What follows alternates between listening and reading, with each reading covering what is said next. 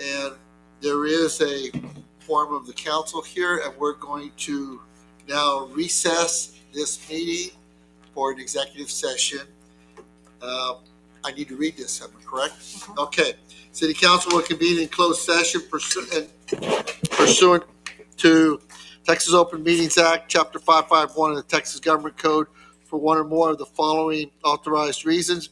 A, executive session pursuant to Texas Government Code 551.0712 on a matter in which the duty of the attorney to the governmental body under the Texas disciplinary rules of professional conduct of the State Bar of Texas clearly conflicts with this chapter concerning legal issues related to the proposed desalination project construction contracts, including but not limited to design and build procedures, and the legal status of the city's discussions with entities proposing a desalination plant and other potential water sources, as well as regulatory and financing matters. And then item B will be an executive session pursuant to Texas Government Code 551.0712 on a matter in which the duty of the attorney to the governing body under the Texas disciplinary rules of professional conduct of the State Bar of Texas clearly conflicts with this chapter pertaining to any pro bono work performed by city council members, as well as the potential for conflicting loyalties and self-employment incompatibilities and any other matters which may arise. It is now 5:01 p.m. and we're recessed to executive session. Live stream will stay on. Okay. What we're going to do in the executive session, we're going to have a presentation by 7Cs, and Kevin Hunt is, unless everybody has an objection, is the city's engineer. I'd like him with us too when we talk about that, unless someone has an objection. Do what now? Yes. We're going to go to the executive session to hear from 7Cs, and Kevin Hunt, our engineer, will be with them. 7Cs Water Group. Oh. On the desal project. Oh. I'm sorry. I thought there was some guy, the city's engineer. I didn't know what was Yeah, going on. 7Cs solid waste. All right, I gotta come with you. Yeah, we're gonna go. Roll. Hey, your cell phone may get taken.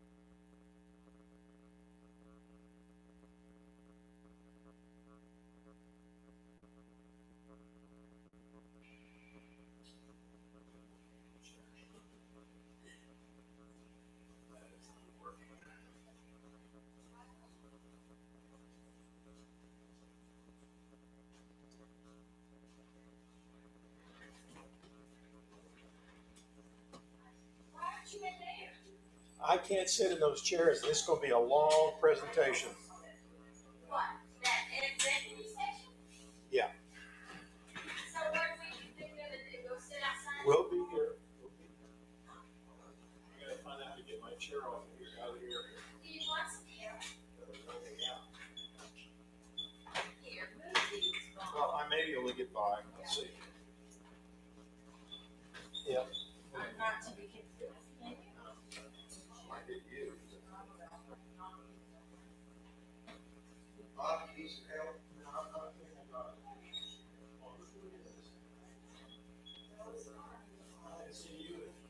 I can't sit in those chairs in there for more than a few minutes. This is gonna say, shot it. Is it really? Well, it'll be at least.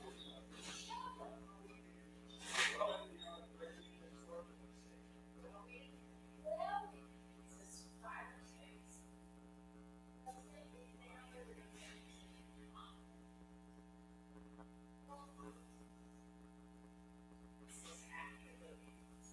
After six.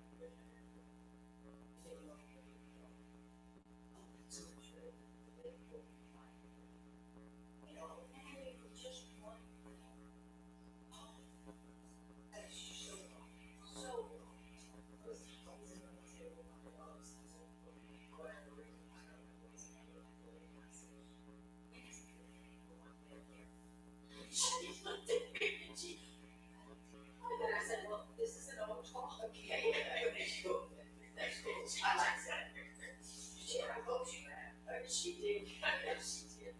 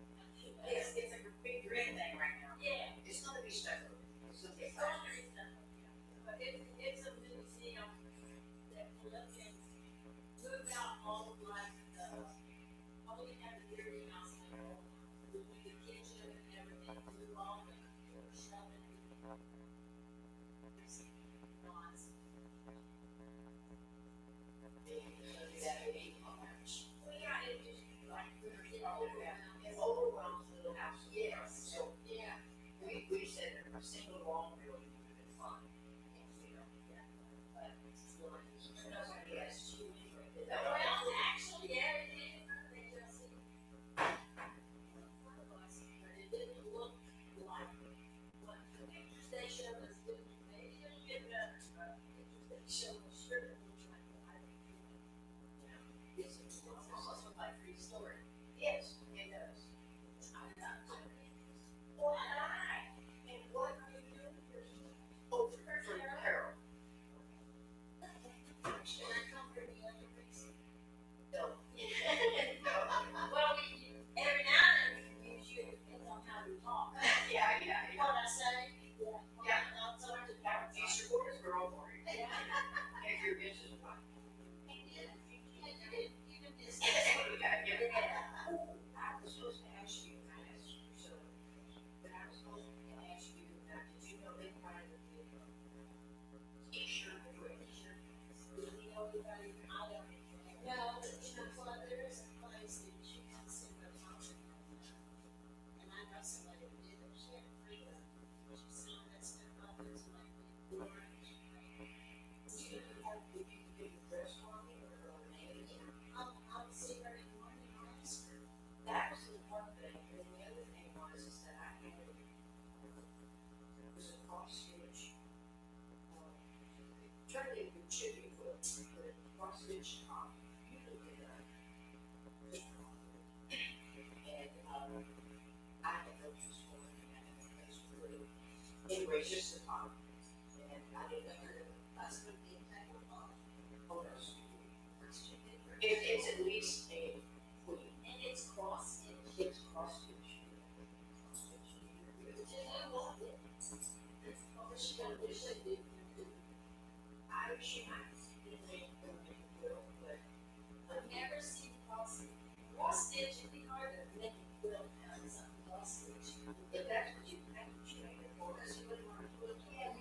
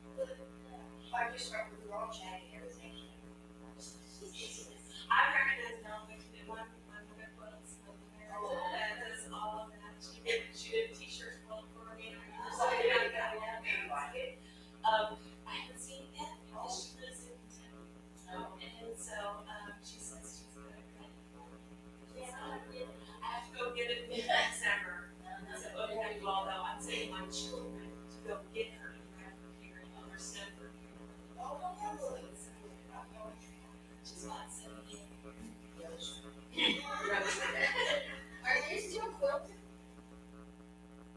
Oh, yeah, yeah, I just finished.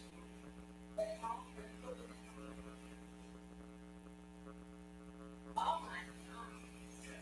But it turned out the way I had to place it, it's just real long. It's just real long. Yeah. And I'm like, look at these pieces.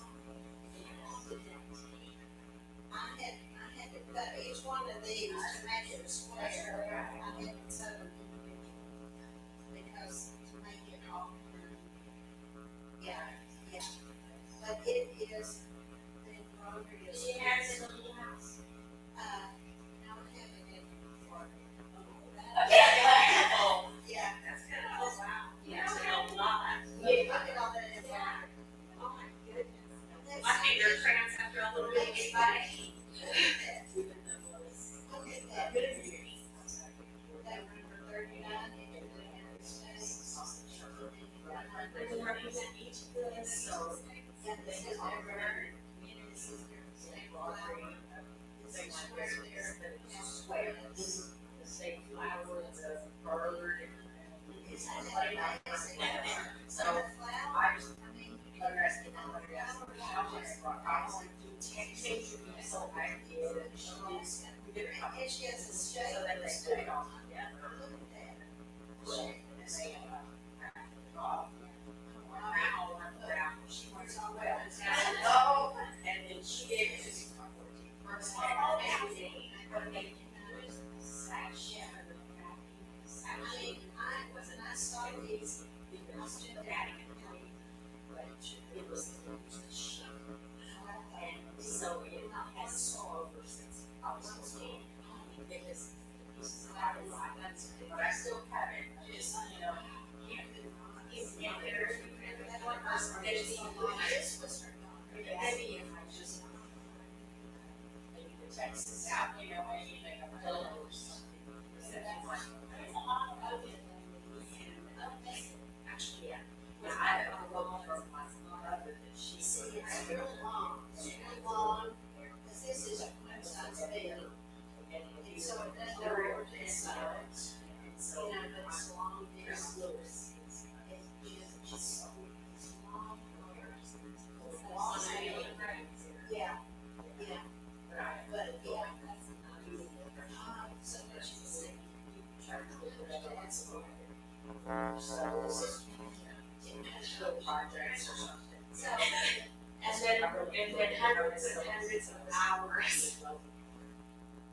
and I showed her grandson his will. In fact, I had that for $600. And I took a picture of it. And I said, it's finished. It's all finished. And anyway, I showed, Lincoln Carter's this will. I said, I have something to show. Start crying. He started, he said, I lost her man. Oh, really? Yeah, I lost her man. She was very cute.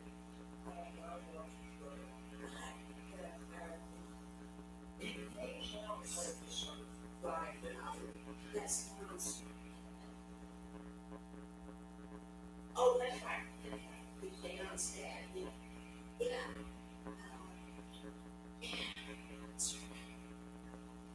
Larry, whatever her name was. Yeah, Belcher's, But she lived out of there. Bertie, Marty, you know real well. yeah, Yeah. They can break creeks as well, also. yes, right. Correct. Now, my restaurant in 80, I bought the, sketch from her, the ice maker from her. They had a restaurant at one time, but like, Oh, you did it? her and her second cousin. Yeah, you did. Oh, Yeah. Which is not, or second husband, it's not his dad. Yes, no. No. no, I didn't hear one. She had 3. Yes. Did they? Oh, no. Yes, we heard it, yes. And, his name was, Mark.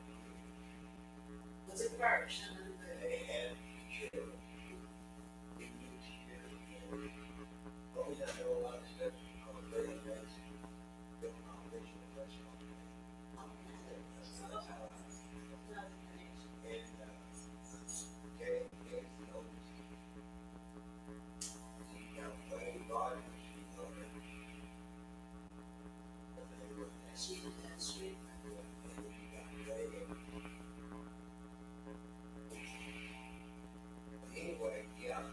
That was her third question. That was her second. Sure. I don't know. Great. But they had that, so and I never really did it for a saw it anyway. But in the backyard, their house was there. And then put it in. And I bought it. Sale. They had Lock the door. yeah, both of you.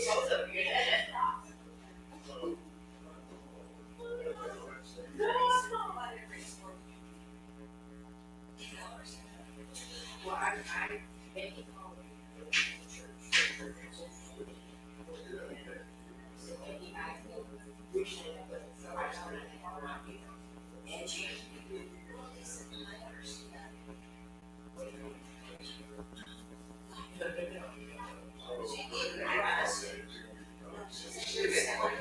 Exactly.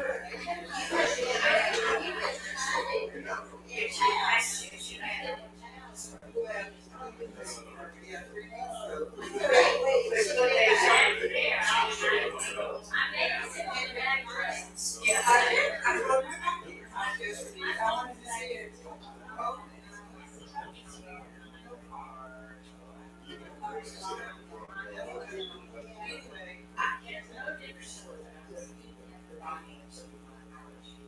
Well, I guess I go down to Harvest and Not me, I know, I told you and said, I they'll separate these things.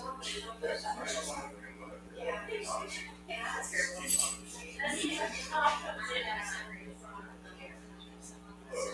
Oh, good morning, sir. What's going on? I see you looking like you got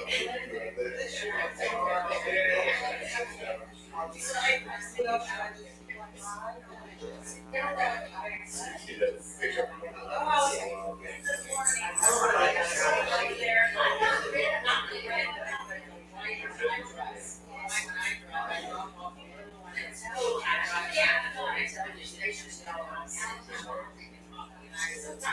When we get to it,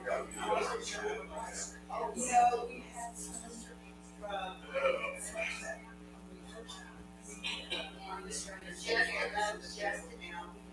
And we lived out the farmhouse, and it was just thick. And that ain't planned, but there, yeah. We carried it all the way here, until I got here, and then. It's my own fault, but I just.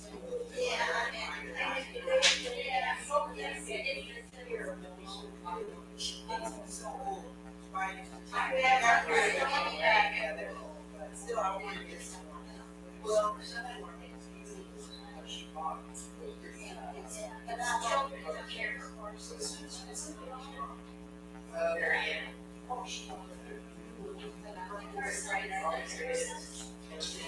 Oh, I know.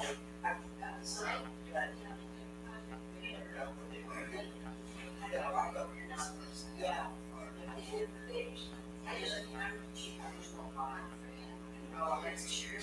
As I, so hard on plans, I feel guilty twice. You know, you both was there.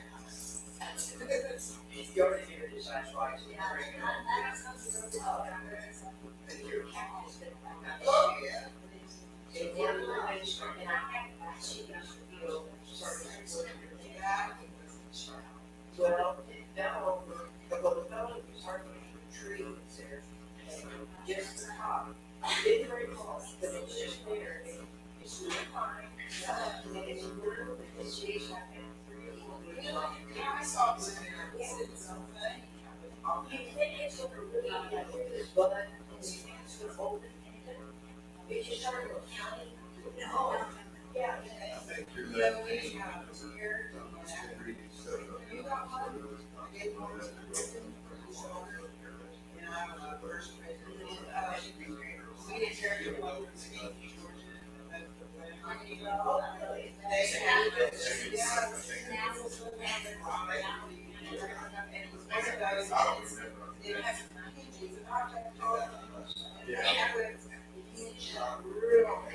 It's like that thick. That's what it really goes back to. It's gonna, oh, yeah.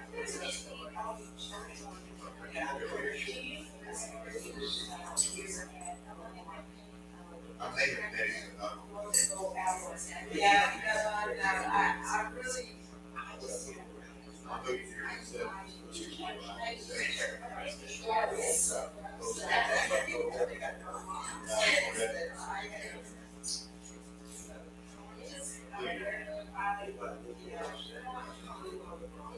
That's why I've never lost a rock yet, so. Oh, okay.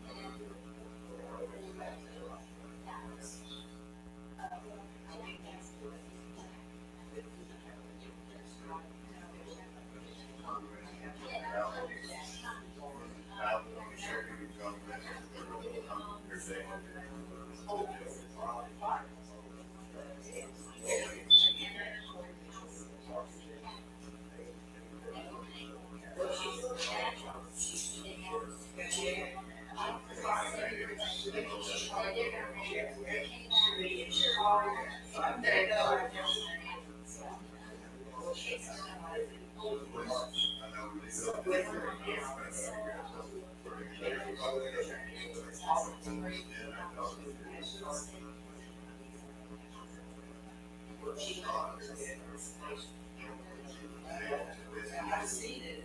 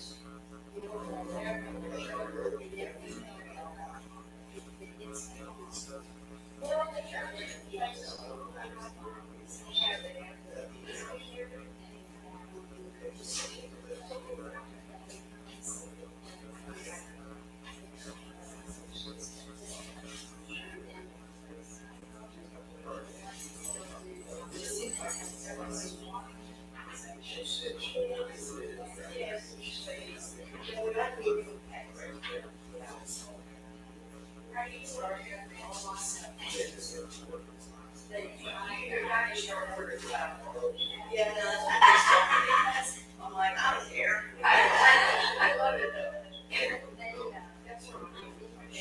Yeah, there's a board.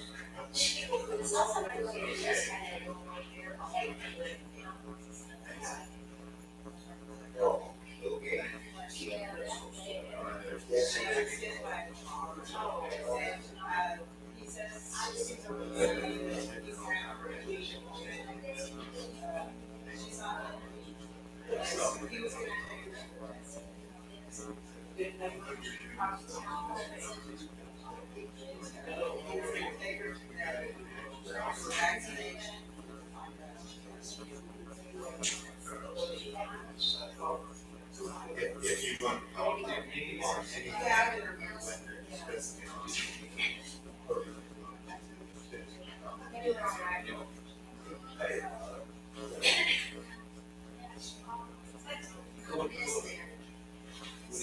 Good evening, Eric.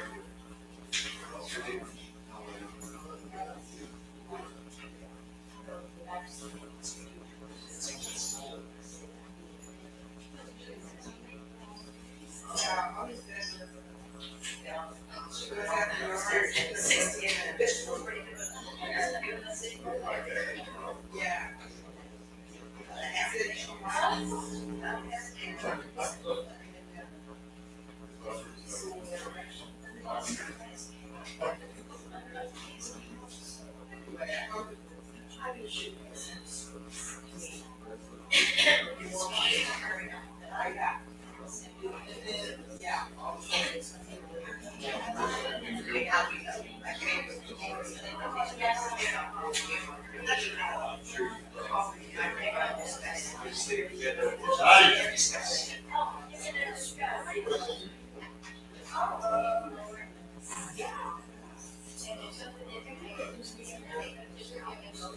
Yes, how are you?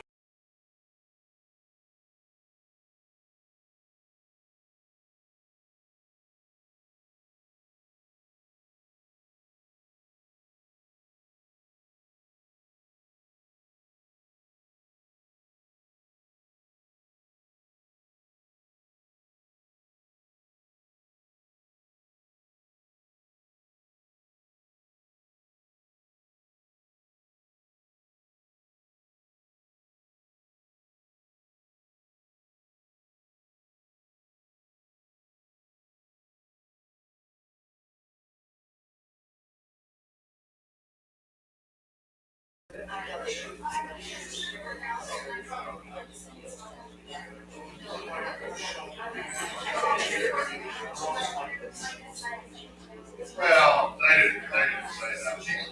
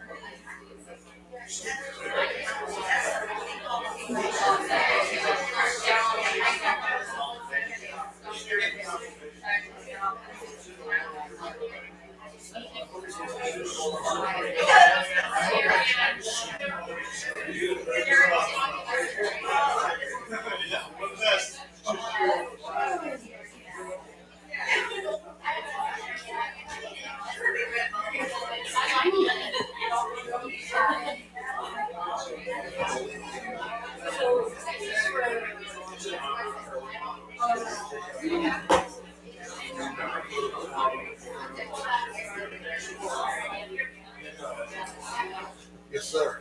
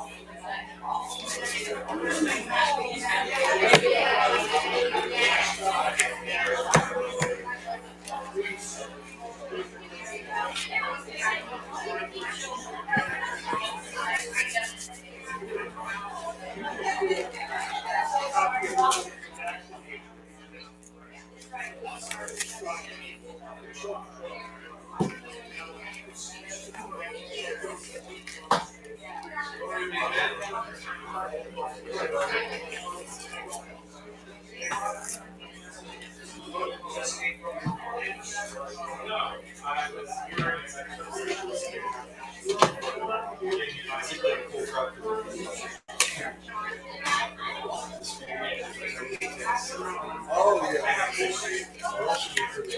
Yeah, I saw that. Should be pretty good.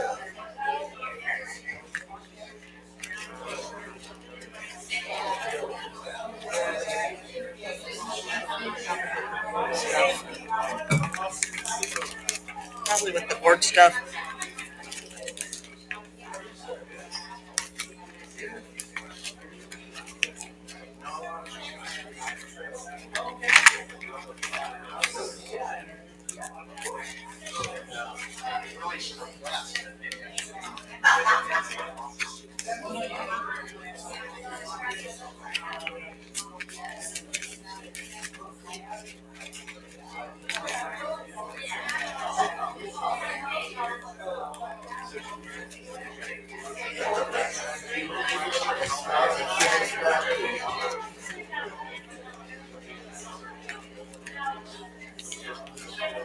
I'm gonna send this back to you.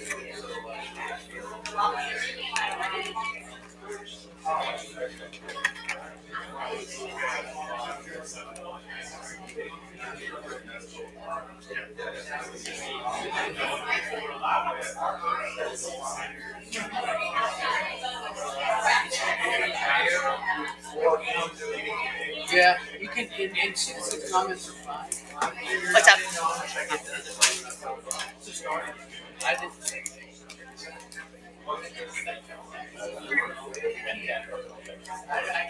Hold on. I didn't hear anything you said.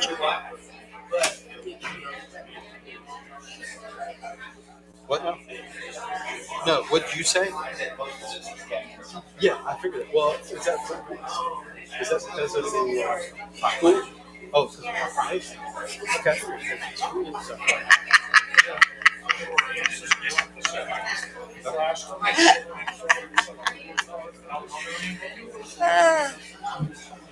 Oh, boy. Are we ready? Yes. Yeah, after we do the Pledge of Allegiance and everything, then we do citizens' comments.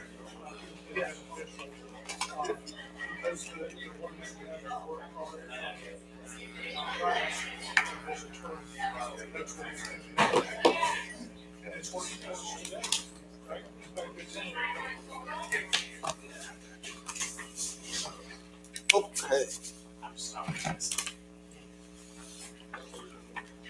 I'm working on it. I'm working on it. Give me just a minute. Let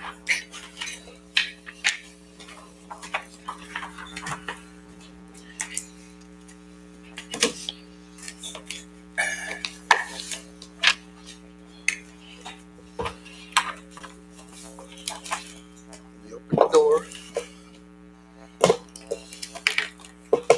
It got quiet in here. Yes.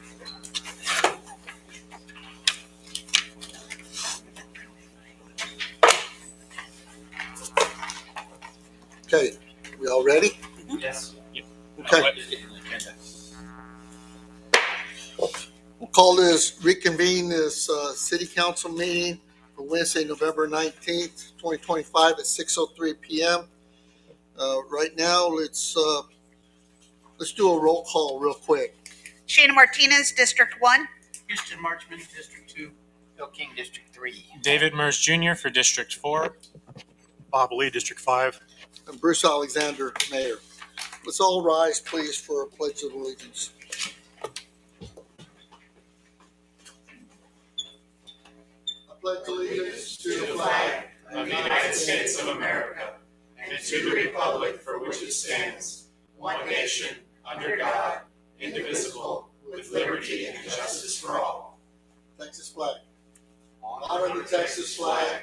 I pledge allegiance to thee, Texas, one state, under God, one and indivisible.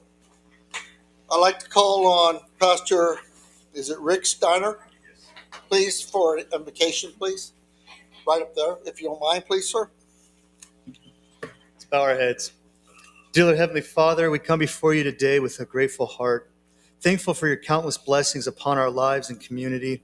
We thank you for this opportunity to gather in this, and as we serve our neighbors, and the privilege of participating in the governance of our city. Lord, we're grateful for this place that we call home. We just pray that you would be here and you would guide us as we deliberate today. In Jesus' name we pray. Amen. Amen. Thank you. Okay.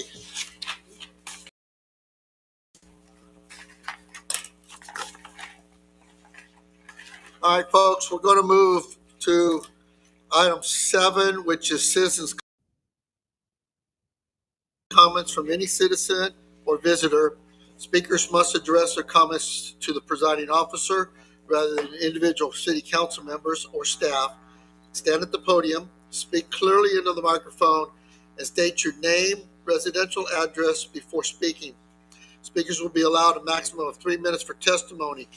In accordance with the State Open Meetings Act, the City Council is restricted from discussing or taking action on items not listed on the agenda. Action can only be taken at a future agenda. Does anyone want to make citizens' comments? Yes, ma'am. Please speak up. Please come up here. And I have this little crude timer here that I'll set for you. Actually, I'll do better on my phone. Yes, ma'am. Good evening. My name is Stacy Jeanette Constantino. I live at 626 Falcon Cove in Megan's Landing. I am an Air Force veteran. I am a professional photographer with more than 35 years experience, and I am a former high school teacher. I currently work in communications for student affairs at the University of Texas, San Antonio, and I am currently pursuing my master's degree in arts for arts management and leadership. As part of my graduate coursework in entrepreneurship thinking in the arts, we have been asked to speak at a public forum. Wonderful. And since I am new to Castroville, I thought, what a better place to start.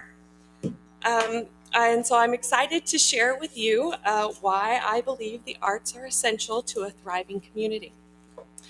The Arts Economics Prosperity 6 report reveals that arts is not just about being creative. They are a powerful economic engine. Nationally, the arts generate billions in spending, supports jobs, and attracts tourism. However, beyond economics, arts builds community pride, fosters social connection, and enhances our quality of life. When a city invests in its arts, it is investing in its people, creating spaces where people like me, veterans, family members, and professionals can connect and thrive. I've seen firsthand how arts can transform lives. As a teacher, I watch students gain confidence through creative expression. As a photographer, I witness how arts tells stories and unites us and inspires us. And as a communication professional, I know that strong arts programs make cities more vibrant and appealing. Castroville already has a very rich cultural heritage. By connecting and continuing the support of and expanding art initiatives, whether through public art, festivals, or partnerships with local schools and businesses, you are not just decorating spaces and making things pretty. You're building community strength and economic vitality. I appreciate this chance to speak to you, and I'm looking forward to my time here in Castroville and seeing how the art community grows. Thank you. Thank you very much.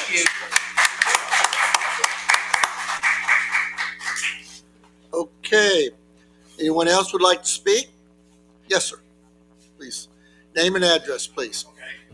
Hello, my name is Pete Markwart. I live in San Antonio, but I own the hotel here in town at 1651 Highway 90. Okay. I appreciate the opportunity to introduce myself. I'm I took over as the sole owner of the property at the beginning of the year. And so we've been up there working our tails off, reimagining spaces up there. We've relaunched the restaurant, and we're doing a lot of really beautiful things out there to help, this endeavor. I have three requests of the city. I've gotten a little advice already. I didn't know where to start, so this was my place today to begin. So I have three requests. One is both personally and professionally as leaders, and you guys as well to support us. If you'd please, maybe any preconceived notion you may have had of any service or product that you've received up there, if you just give us a chance, because we're a new team and the locals to survive up there. Because of COVID and so forth, that property has not turned a profit since 2019. And so we need every bit of help what we can get. And I think it's both a blessing and a benefit for the city to have a property like this. We've done a lot to make it a mid-luxury experience, and it's just really bringing in the right affluent crowd and good customers that come and see what Castroville has to offer. Second request is regarding my water bill. Is that we're running 4 businesses up there, including a 38-room hotel, and it seems unfair that I'm getting the same restriction thresholds as any other commercial business in town. So I'd like to ask for that to be considered, and I'll work with some of the leaders going forward for that help. Because once these water restrictions come in place, we get killed. Our water bills double, so we're paying $5,000-6,000 a month in water fees. It's unsustainable for us. And again, I've spent a small fortune on fixing leaks and doing everything I can to work with. I think it's Patricia at that part of the city, get her help to do what we can to control our costs there. And then lastly, I'd like help as well and request some accountability on the hotel taxes that get paid. Now that Darren Ham's gone, we were getting some headway with him and saw some benefit of the money, going towards tourism. I know there's no plan yet. I have some great ideas. I don't know much about city leading, but I do have quite a bit of business experience, and I have some great ideas where I think we could help each other with that money and so forth. And I'd like to get involved, so this is the beginning of that process. All right? Thank you. Appreciate it. Thank you, sir. Oh, we are doing a ribbon cutting tomorrow at 4:15. So everyone here is invited. We have free refreshments and some food. And we're going to announce a citywide discount at the restaurant for everyone. If you live in this zip code, it'll be a permanent discount for everyone, just for our community support there. Thank you very much. Is there anyone else? Yes, Mr. Arnold. Please come up, take your name and address, and I'll start my clock. Good evening. We're Larry and Charlotte Arnold. We're the owners at 101 Carm Street. When the Alsatian Steinbach house was built in the lot next to mine, the ground was built up and filled in, causing for water drainage to divert from its natural flow, naturally where the Steinbach house is located, onto my lot. This diversion of the natural water flow has caused extensive damage to the foundation of my home, as water now flows from the lot next door to my lot and under my complete foundation every time it rains. This diversion of water onto my lot violates the Texas Water Code 11.086, and I am entitled to damages. I am asking the City Council to repair my home and stop the unlawful diversion of water onto my property. I would like to resolve this issue without any added expense of legal fees, but I am prepared to seek legal action if needed to stop the ongoing damages to my home. Thank you for your time. Yes, ma'am. Thank you. Okay. Is there anyone else would like? Yes, Miss Garrett.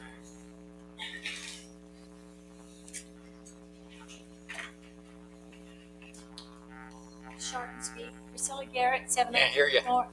Pull it down, please. Yes, ma'am. Thank you. Priscilla Garrett, 702 Florence. I'm here tonight requesting reappointment to the Historic Landmark Commission. My term on the HLC was up in September. My application to be reappointed was submitted in late August. I assumed that the reappointment issue would be on an agenda in September for consideration since my term expired at the end of September. And that's been the normal procedure in the past, but it hasn't been. I submitted my resignation for P&Z on November 13th, 2025 to take effect immediately based on the discussion by council about dual representation on the two boards. Not knowing what decision might be made tonight, I felt I had to make a choice between the two. And I understand the reasoning behind the decision if enacted tonight. I respectfully ask to be reappointed to HLC and to let me continue to serve the community in that capacity. Thanks. Yes, ma'am. Thank you. Okay.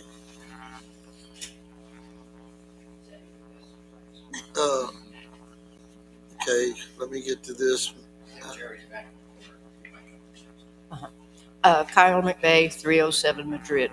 Yes, ma'am. First item I'd like to address is your agenda item number 13C, where you're appointing a chairman for the HLC group. Yes, ma'am. I know Mr. Gardner, Jeff Gardner, and my name have been mentioned. I would highly recommend Mr. Gardner.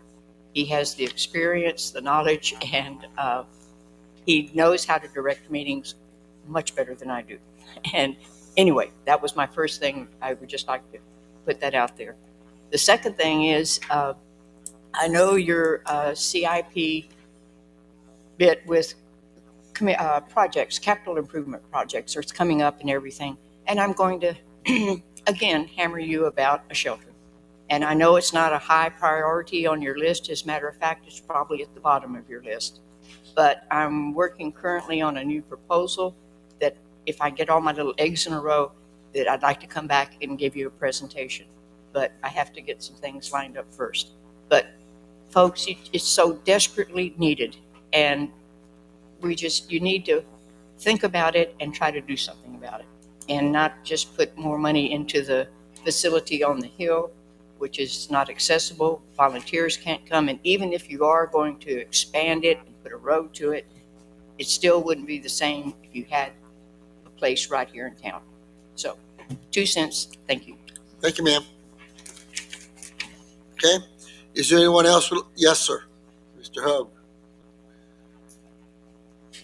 Name and address, please.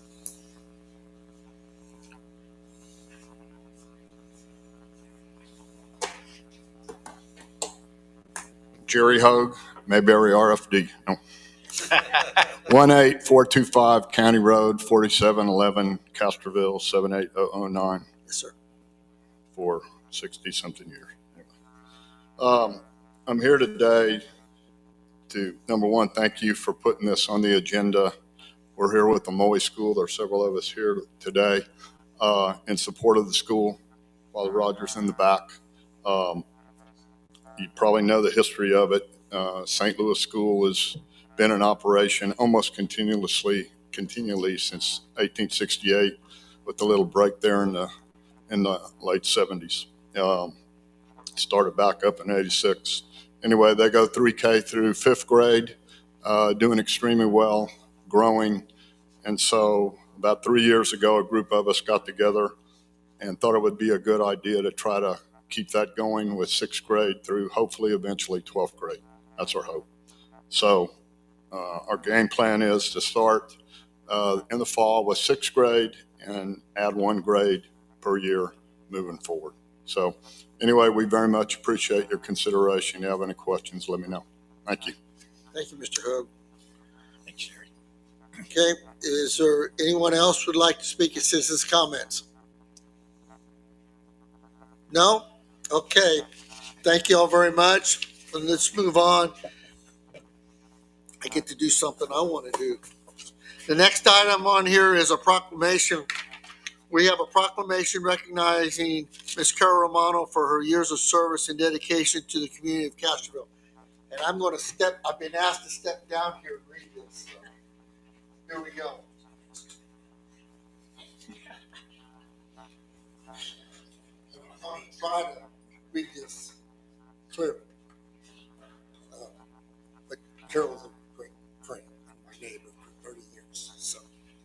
bear with me, please. All right. Whereas Carol Emily, is it Sale Romano? Okay. Was born in Corpus Christi, Texas on January 23rd, 1934, and raised in San Antonio, Texas. She graduated from Thomas Jefferson High School and met her future love of her life, Louis Romano, in San Antonio. They married in 1953, and Carol attended Colorado Women's College and later completed her studies with a degree in education from Trinity University in 1972 and went on to teach for 20 years, educating children and influencing all who had the pleasure of knowing her. And whereas Carol became very interested in history and genealogy due to her family's proud heritage dating back to the signing of the Magna Carta and her ancestors settling in colonial Virginia on an original land grant. She talked about loving to travel to Castroville and surrounding towns as a child with her father, who was a Moline tractor salesman. That's Minneapolis Moline Tractors, if you don't know that, and visited the local farms and farmers of Alsatian and German descent.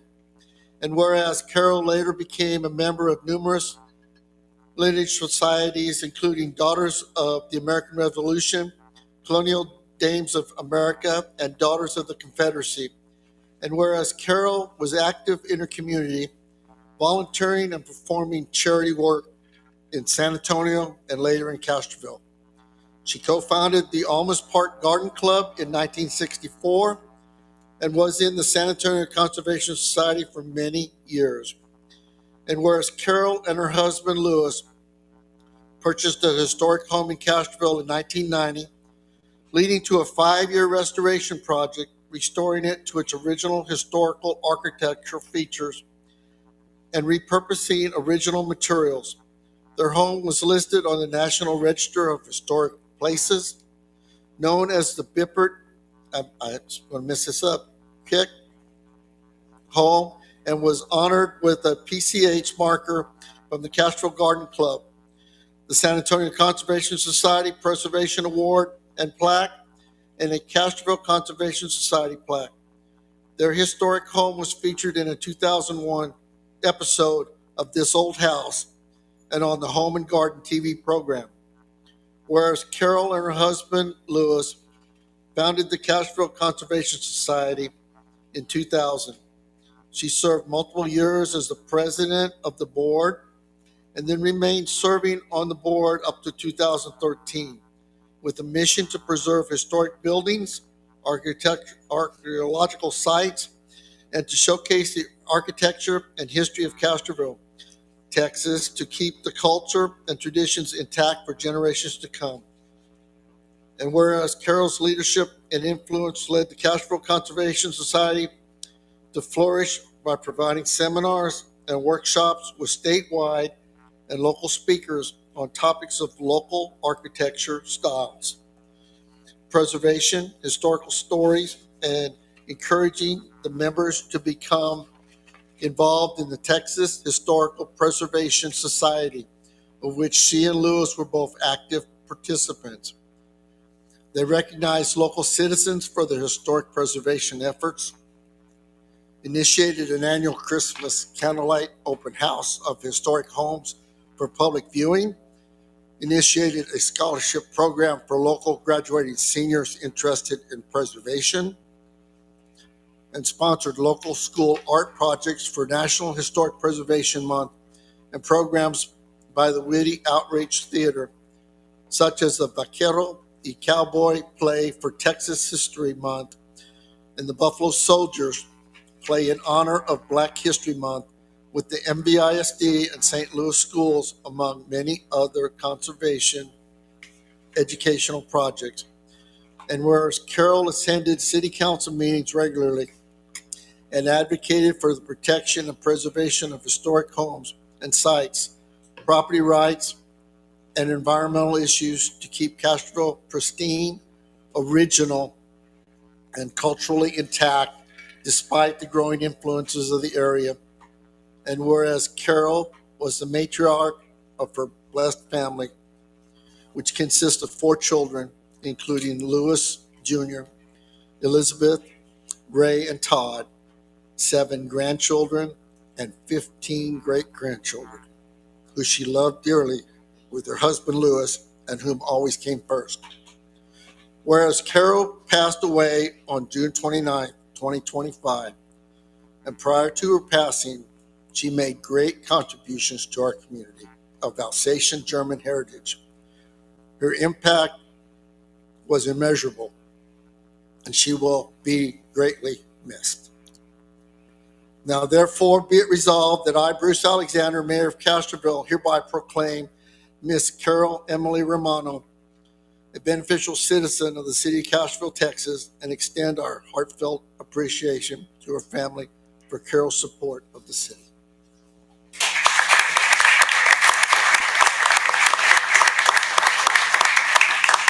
For y'all that don't know, Carol was my neighbor for 31 years. Carol had ponies. Carol would take my children on pony rides around the lots. My son's first job was cleaning out those pins and going around town and going to Sammy's and getting that bacon cheeseburger and that ice cream with your dad. The first 4th of July parade the city had, my son, Carol and Lewis put on a float, and my son was dressed as George Washington, and Lewis and Ralph Wilhelms were the guys that were rowing the boat. So, I mean, there's a lot of good memories there. So, Ray, I want to present this to you. I have 2 copies. I have one for you, and I spoke to your brother Todd, and he asked for a copy too. So I've signed 2 copies. I might give it. Thank you, Ray. Many things. My mother loved this community. She loved the people. She loved the history. It would just be tickled that you all were honoring her for her work here. So many thanks. Yes, sir. Congratulations on your election. Thank you, sir. You know, that's the one thing I wanted to say too. Carol and I didn't always agree.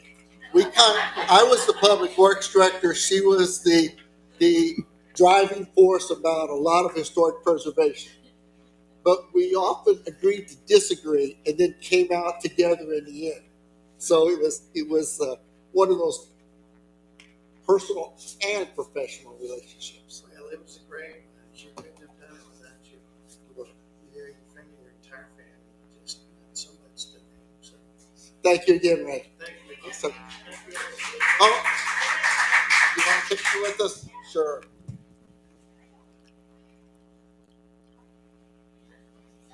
Okay. Mayor, Thank you. Mayor, I'd like to make a couple of comments about Miss Romano, if I might. Yes, please. A very quiet woman. She never spoke her mind. And I had the good pleasure of sitting a couple of seats down for about 8 years here. I don't think there was 2 weeks that went by that I didn't get a call from Princess Romano, or maybe Baroness Romano. And truly, to me, she was like royalty, both of them. They were a true treasure to the town. And she knew so much about so many things, and she had Castroville at her heart, right at the core of her whole being. And so did Lewis. And so unfortunately, a lot of that history has gone on, like Miss Balmos and a lot of others.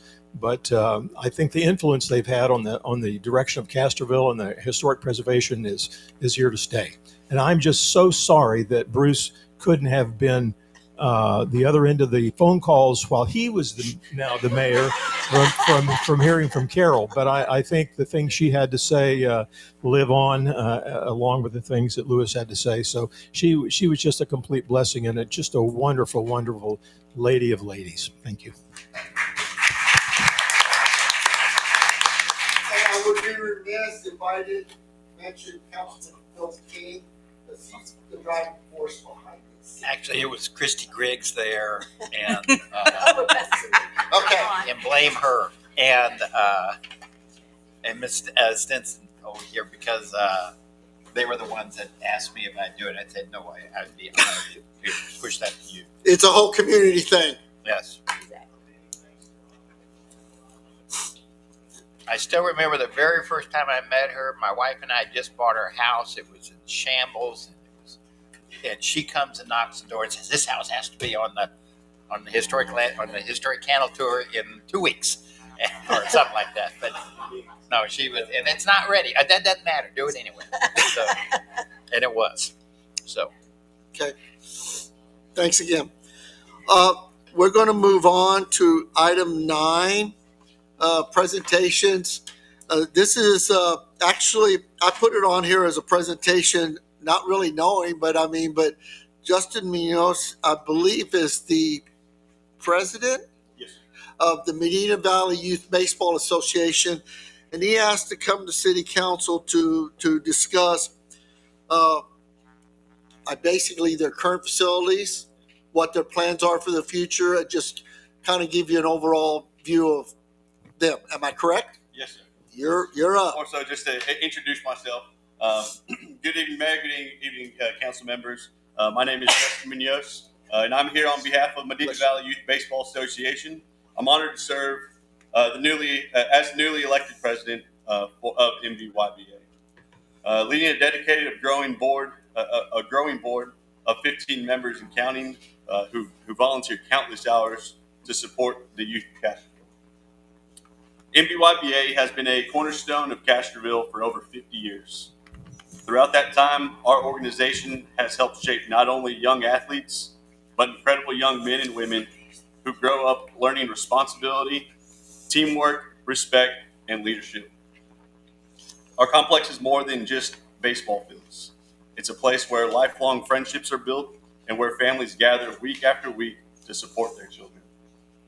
Some of our fields are named in honor of children who once played at Medina Valley Youth Baseball and tragically passed away far too young. These fields stand as living memorials within our community, reminders of their lives, their love for the game, and the impact they had on everyone around them. Maintaining this complex is not just about upkeep, it's about preserving a meaningful piece of Castroville's history. As we look ahead to our upcoming 2026 season, beginning in March, our mission remains the same: to give every child who steps onto our fields a safe, positive, and memorable experience. We take great pride in representing Castroville and in continuing the legacy our community has built over the last 5 decades. We're here tonight to ask for the city's support. MVYBA is prepared to complete several minor repairs and improvements at no cost to the city, and we are seeking approval to move forward so we can be ready for opening day. These updates include replacing missing stadium lights and bulbs for players and spectator safety, installing new nets in our batting cages, completing fence mending at dugouts, backstops, and around the perimeter of the complex, adding needed signage, including no parking signs along Airport Road for safety and traffic flow. All this work will ensure our facility remains a safe, welcoming environment for our children and families who rely on it. Additionally, as part of strengthening the relationship between Medina Valley Youth Baseball and our city leadership, we would be honored to invite 1 or 2 members of City Council to throw out the first pitch at our opening day ceremony in March. It would mean a great deal to our players and families to have the city represented during such an important moment. We are committed to continuing the positive reputation MVYBA has brought to Castroville and to making our complex something the entire community can be proud of. With the city's support, we can preserve the legacy, protect our fields, and continue providing a high-quality program that teaches our youth far more than baseball. Thank you for your time, your consideration, and your continued support of the children and families of Castroville. Thank you, Justin. Thank you. Thank you. Okay. And just to wrap up real quick, I would encourage you to work with our city administrator, Scott Dixon, on kind of anything that can interact with the city and y'all out there. that the city might be able to help with. I met with your predecessor. I'd be happy to meet with you. I got a question. Yes, ma'am. The lighting. I know that's always been a concern, especially now that they can do night landings at our airport. My ears perked up too. Again, this is just a presentation, so Okay, we'll thank he you. and I will have a discussion, and if this needs to come back for any type of authorization to council, Work with Okay. Scott, and if there's something needs to come back to the council, it'll come back. Thank you. Can I make a comment on his presentation? Yes, sir, please. Yes, I think there isn't anybody in this town that doesn't agree with everything you said and believe that that has been a key piece of developing young people in this community. And I think everybody here would like to see it grow beyond its current capacity at that particular point. The city in the past had identified some additional area on the airport to put a whole sports complex, which would give you and others time, room to grow and grow and grow and continue to provide that kind of opportunity for not just the town we have now, but the one that's going to be 3 times as big within 10 years. And so you can imagine the demand is going to be unbelievable. And so I hope the city will work with your group to say, how can we find a way to expand this that complements both your future and our future and does away with any issues the FAA has with us, which they've had for years. Thank you very much. Thank you. Thank you. Thank you, Justin. All right, we're going to move on to item 10, which is consider and possible actions resulting from items posted and legally discussed in executive session. Item A, which is our discussion about 7Cs, I would ask for a motion to seek a written proposal from them for council's consideration. So moved. I'll second. Motion made and seconded to request a written proposal from 7Cs for council consideration. Any discussion? Hearing none, all in favor? Aye. Any opposition? None, motion carries. Thank you. And on item B, I believe there's no action at this time. Okay? We're going to move on to item 11, which is a public hearing. We're going to have a public hearing on a zoning change request for approximately 2.318 acres located north of Highway 90, east of Naples, and south of Paris Street at 702 Paris Street, Castroville, Texas, 78009. The current zoning of the property is HE, which is historic residential. The proposed zoning for the property is CG, which is a historic central business district. And I know this says or CH, central commercial district, but I believe the recommendation is going to be to make it a central commercial district. What we're going to have first, before we open it up for public comments, we're going to have a presentation by staff first. Am I correct? Or do I need to open a public hearing? Normally we open the public hearing. Okay, let's open the public hearing for this. Yes, sir, please. I am a member of the board of the organization requesting the rezoning, and so I'm going to recuse myself from any discussion or decision on this agenda item or item 13A. I will now step away from the dais for this agenda item, but I will be able to answer any questions in my capacity as a private citizen. Okay, sir. Yes, sir. Okay, we're going to go ahead and open the public hearing. It is 6:38 p.m. And first, before we go to public comment, we're going to ask Ms. Soto to please give us an overview. we did test it at 10 o'clock and it was working, but I can't swear it's working now because it didn't work last time. Yeah. Let me try it with this one. I can make a joke about his thing. No. They'll give me extra penance and confession. I'll leave you to make it work.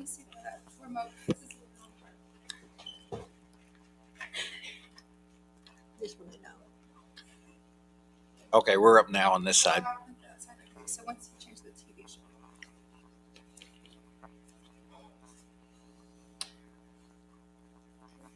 All right, guys. Good evening, City Council. So this is a 702 Paris zone change request. As Mayor just stated, this is a property located off of Highway 90 east of Naples and south of Paris Street on 702 Paris. The applicant was Lance Rohde. He's not here to present. He was here last time during the public hearing we had at the last meeting, but he did let me know that he was unable to attend. But we do have other members here if you have any questions for them. And the property owner is Castroville Catholic Middle and High School. And the current zoning for this property is HE Historic District Residential. And the proposed zoning is CG Historic Business District. They said they didn't care if it was CH Central or the historic business, but the recommendation from Planning and Zoning is the Historic Business District.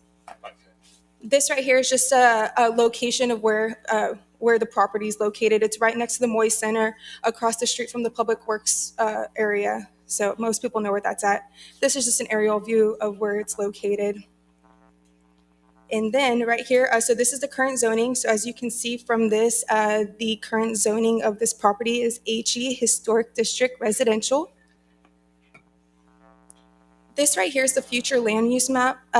We always, when there's a zone change request, we always try to go back to this because that's what was predicted for the future. That's what prior council and staff thought was going to happen with these properties in the future.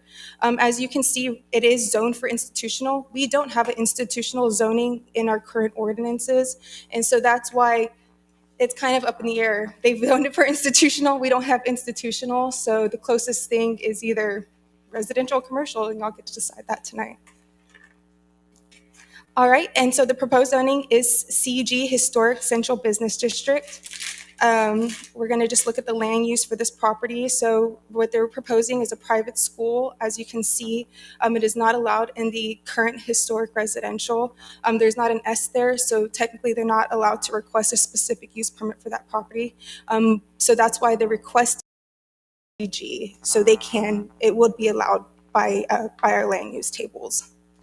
I just kind of went into the differences between CG and CH because at that time they had said either or. But as I stated earlier, they are requesting for historic commercial. So they're not even looking at just the regular standard commercial that's along Highway 90.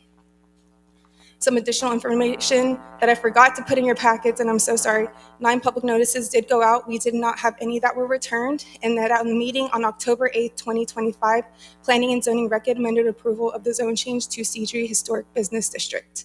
So I'm open for any questions, or I think we have to continue to the public hearing. What I believe, because this is an item later on in the agenda, so I don't want to get too much of a discussion of the council at this opportunity. This is an opportunity. Thank you, Brianna, for the presentation. This is an opportunity for any citizens to make a comment on this public hearing. So if anyone would like to make a comment or address the city council on this, you're more than welcome to come up. I believe standard is 3 minutes, but we'll work with you if you want to come talk about it. Pardon me? Yeah. I mean, if there's no one here to speak on it, I mean, we have the P&Z recommendation. Then if there's any other comment, no other comments for the public hearing. No? Okay. Then we'll close this public hearing at 6:43 p.m. Thank you. Okay, let's move on to the, come on up here. Let's move on to the consent agenda. The consent agenda, I want to read the agenda items really quick. It's the minutes for the October 14th, 25 special called meeting, the minutes for the October 28th regular called meeting, approval casting of city votes for city nominee Cynthia Malone for a seat on the Board of Directors for Medina County Appraisal District for 26-27. Approval of the nomination of Polly Edlin for reappointment to the Medina County 911 Emergency Communications District Board of Managers. Adopt the ordinance amending comprehensive fee ordinance for the kiosk credit card fees, and adopt the ordinance amending 2009-009 Code of Ordinances Chapter 2, Article 4, Section 2 through 2-77 boards and committees, adding the prohibition from serving on both the Historic and Landmark Commission at the same time. I would entertain a motion on the consent agenda. I'd like to remove item F. Okay. I'd like to remove item E. E, and F. Okay.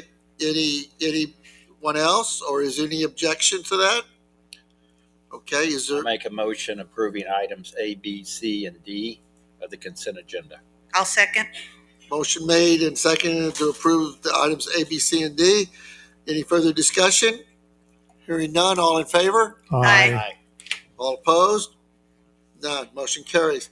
Let's go to item E, which is adoption of an ordinance amending the comprehensive fee ordinance number 2025-020 for the city of Castroville, Texas, more particularly the kiosk utility fees at the city of Castroville Public Library, providing for severability and codification and establishing an effective date. This item was actually came before city council, approved. That's why we drafted the ordinance, and it assesses I believe it was agreed to a 3.5% convenience fee for the use of a credit card. There's no fee for using an ACH. It's for using a credit card, and it's basically the fee is to pay the cost that the city pays for every use of the credit card. Okay. I just have a couple of questions because I've had a lot of people ask me. Yes, ma'am. How soon would this take an effect? Actually, I would think it would be effective upon passage. Well, there should be an effective date in the ordinance. Well, but also I have to publish it, so it would be after. I understand that. So are we looking like Upon January? publication.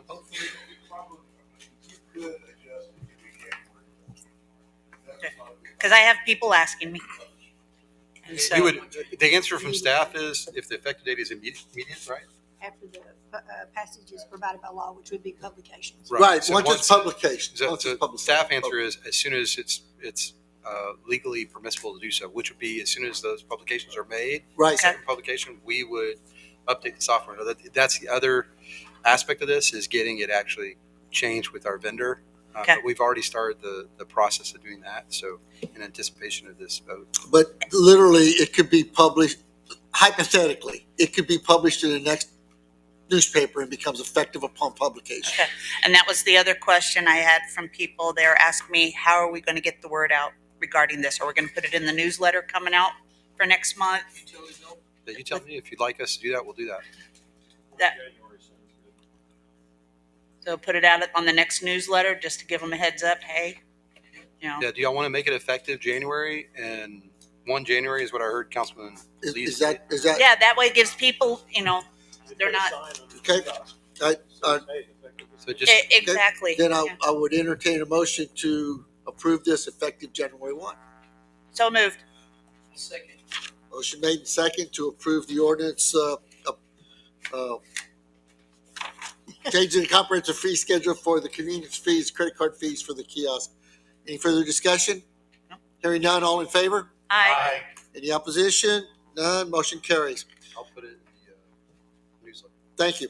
Let's move to item F, which is adopting an ordinance, amending ordinance 2009-009, Code of Ordinances, Chapter 2, Article 4, Section 2-77, Boards and Commissions and Committees, adding D, prohibiting a person from serving on Historic Landmark Commission and Planning and Zoning Commission at the same time. Again, this came before council at the last meeting, and I believe it's in the minutes that y'all approved that it was a unanimous vote, but Mr. King. A question, the way I read this, there's part of this ordinance, there's section 1, 2, and 3. And section 1 clearly says that a person can't serve on the Planning and Zoning and the Historic Landmark Commission, and that was the intent of our vote, and I agree with that. Yes, sir. Item 2 says it is the intent of City Council that the statement will govern all boards and commissions regarding the city of Castroville, Texas. I read So that. I don't, if that's, it almost seems in conflict, but it may be a legal ease. Yes, please, please.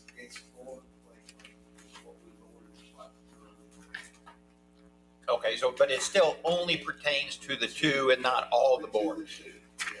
Only, it's, But it's just more, but if you like, I can adjust. No, if it's legal. well, I had the same question. I want to make sure. Okay, Okay, then I have a question based off of what Bob handed out regarding the procedures and guidelines for advisory boards. it says HLC is supposed to have one person from P&Z, one from the Zoning Board of Adjustment. So, But that's a policy. This is an ordinance. okay. That's okay. a policy. This is an ordinance. All right. Okay. Okay. You'd like to confuse it. Yeah, that's it. You're messing with us. That's the truth. Entertain a motion. I make a motion that we approve. I have a comment. I will, once I get it. I make a motion that we adopt ordinance amending ordinance 2009-009 Code of Ordinance, Chapter 2, Article 4, Section 2-77, Boards and Commissions and Committees, adding D, prohibiting a person from serving on the Historic Landmark Commission and the Planning and Zoning Commission at the same time as listed in the ordinance presented in the council package. I second. Okay, motion made and second to adopt the ordinance. Any discussion? Yes, Yes, sir. you bet. I happen to take great exception to boilerplate language that clearly states in this ordinance that it applies to all boards and commissions. It doesn't say P&Z and HLC only, it says all. And I'd like to read something I wrote. Of course, you know me, I like to write. What council passed at the last meeting, it was only going to apply to planning and zoning and the Historic Landmark Commission. That's not what this ordinance has in it. And I will not sign it like it is or vote for it. This ordinance has every board and commission, every one. Additionally, it says this takes effect immediately, and my request would be for a smooth transition that we make it effective next June and let whomever continues to be on these boards and commissions that still would be in place until next June continue in those positions to make a smooth transition. And straighten other city policy guidelines out for advisory boards that are in conflict with many things that we're already doing now. And so in consideration, I believe we need to, for one, and it relates to this, refuse Priscilla Garrett's submission of a resignation based upon what she thinks is going to happen until her term ends next year. Also, this particular background sheet says that we're denying people the opportunity to serve when we get a shortage of applications all the time. And we have a difficult time frequently filling board positions. So I don't know that we're cutting anybody out from serving. They can apply every 2 years, just like everybody else. The city's policy on advisory boards, the mission says that there are no term limits. It does limit the number of times a person can be a chairman. Additionally, conflicts of interest are mentioned in this document, and we need to sort those out also based upon the city's policy on boards and commissions, which is legally in effect. This doesn't do away with all those items in that handout. It's legally in effect. I say that we could be, I say that we could be looked at as a possible conflict of interest if we don't get some of this stuff straightened out and be in more line with city policy on people serving. If you do act now and it requires it be effective, that means I'll pick one case with Kyle McVeigh. She serves on planning and zoning. She also serves on the park board very effectively. She reading this as it's written, she will have to resign from one of those two positions. She's also up to be the chairman of the HLC. So if she decided, I think I'll go off the HLC and be on the park board. I'm just saying, the way this is worded, I think is incorrect. We need to have it worded exactly like we mean it to be. And my recommendation is that it take effect in June. We'll have an orderly time to transition and get everything else squared away. The other thing I want to mention that was mentioned about a conflict between HLC and P&Z, there is no conflict between HLC and P&Z. The previous action that had P&Z reviewing HLC decision was incorrect. There's nothing in the ordinances that says they have any review authority whatsoever on HLC decisions. None. Zero. Nada. You find it for me, I'll give you $100. And so incorrectly, I'll point to it. Incorrectly. I'll take you up on that. I will Okay, too. you do it. It's in the historic landmark. Yes, it is. Yes, it is. Ordinance. Well, show it, then you get the $100. My position is that we need to basically let people stay in their positions if they're dual until next June, make that transition then. And in this case, put Miss Garrett, refuse her, let her go back on P&Z. I'd like to call the question. Yes. What? Yes. I don't know, he's got to say something. Well, if someone agrees with me, they can side with me, but we vote to call the question without any further discussion. If you want to have further discussion, vote no. Is that's so I call the question, so I call for the vote. Let's call for the vote. There's a motion You're made and calling for a seconded. vote on this The vote on, ordinance. the vote on. There's a motion made and seconded to approve Well, the, no, No, calling the question. call the question? So Oh, you're okay. limiting in discussion. discussion. Okay, there's a motion on the table to call the question to end the discussion. All in favor? Aye. Opposition? No. Nay. Okay, that motion carried, so we're calling the question, so we're going straight to the vote on the motion. The main motion is to Approving the ordinance. adopting an ordinance amending ordinance 2009. Right, and the motion's, I just have to read it. The motion made and seconded. All in favor? Aye. All opposed? Nay. Motion carries. Thank you. Disgusting. Next item, we're going to go to item 13, which is discussion and action items. Item A, discussion and appropriate action on a zoning change request for approximately 2.31 acres located north of Highway 90, east of Naples, south of Paris Street, at 702 Paris Street, Castroville, Texas, 78009. The current zoning of the property is HE, Historic District, Residential. The proposed zoning of the property is CG, Historical Central Business District, or CH, Central Commercial District. David, please. Is there an echo in here? I am a member of the board of the requesting organization and recuse myself from any discussion or decision on this agenda item or item 11A. I will now step away from the dais from this agenda item, but will be available to answer any questions in my capacity as a private citizen. I'd like to make a motion. Well, can I make a statement first? Oh, can I make a statement first before I do that? Okay. I don't want to recognize you. This is probably going to be an uncomfortable comment for me to make, but as I said when I became the mayor, that a lot of things will agree to disagree, and I believe the city comes first and foremost. While I fully, and I want to make sure everybody fully understands this, I fully support the development of this school.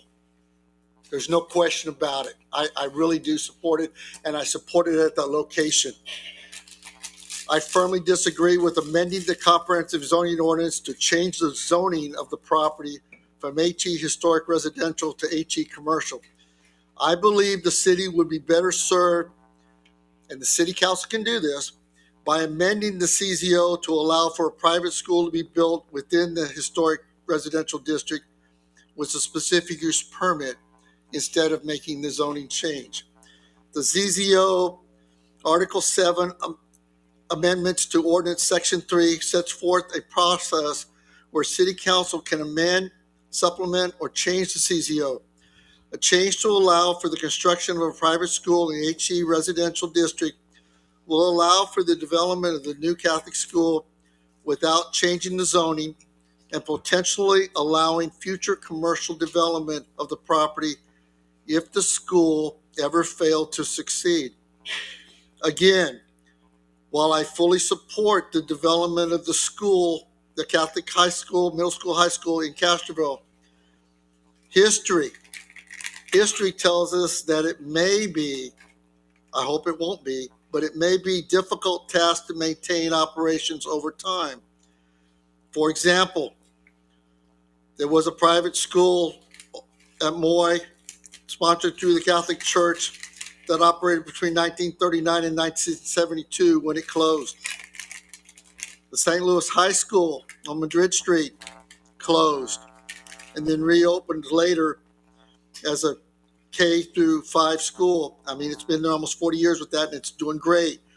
Today they have more than 250 students in 3K through 5th grade.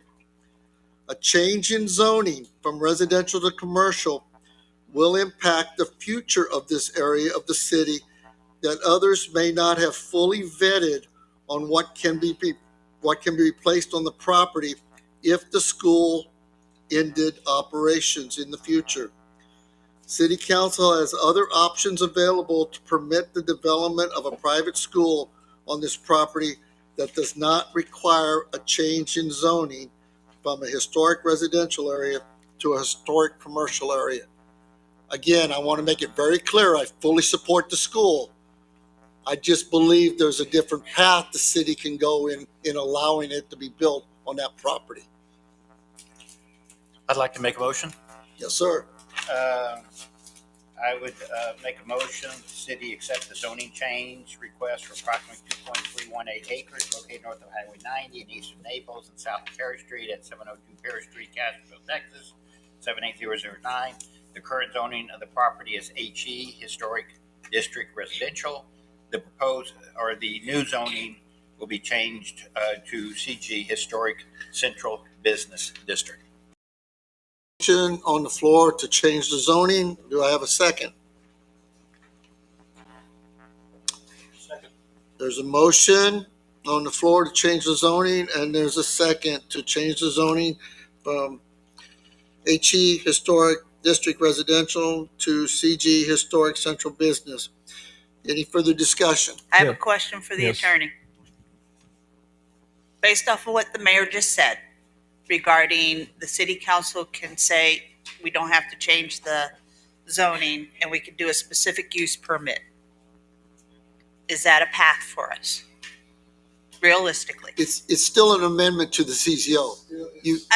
But it's not a zoning change. Yes, it's not a zone change, but you could that possibly, being an attorney, I'm not gonna tell you, I don't deal in that. So I know. And so that's possibly a path forward.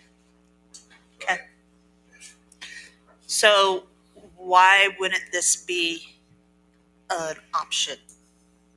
Now I'm looking at Brianna. It's, well, because right now in your current CZO as it stands, whenever you're applying for a specific use permit, you know that table I showed you, and usually there's an S there. Right now in the HE district, there is no S, so there's no path forward. So first you would have to amend the land use table to allow for a specific use permit, and then they would have to file for the specific use permit that goes through the public hearing. I mean, the same process I went through for the zone change. So it would delay them getting up and going significantly. I would say significantly because, like, the zone change, they brought this to me, maybe about 2 months ago, and now y'all are just seeing it now. Right, and especially if they want open doors come August. Yeah. So basically, you would be adding, right, you would be adding more pieces for them to jump through, and they would not make problems. But by ordinance, the city council, not them, the city council can initiate the amendment to the ordinance. They don't have to do that. They know they have our support. It's just following a path other than changing zoning. Right. And the city council can run that path. They don't have to.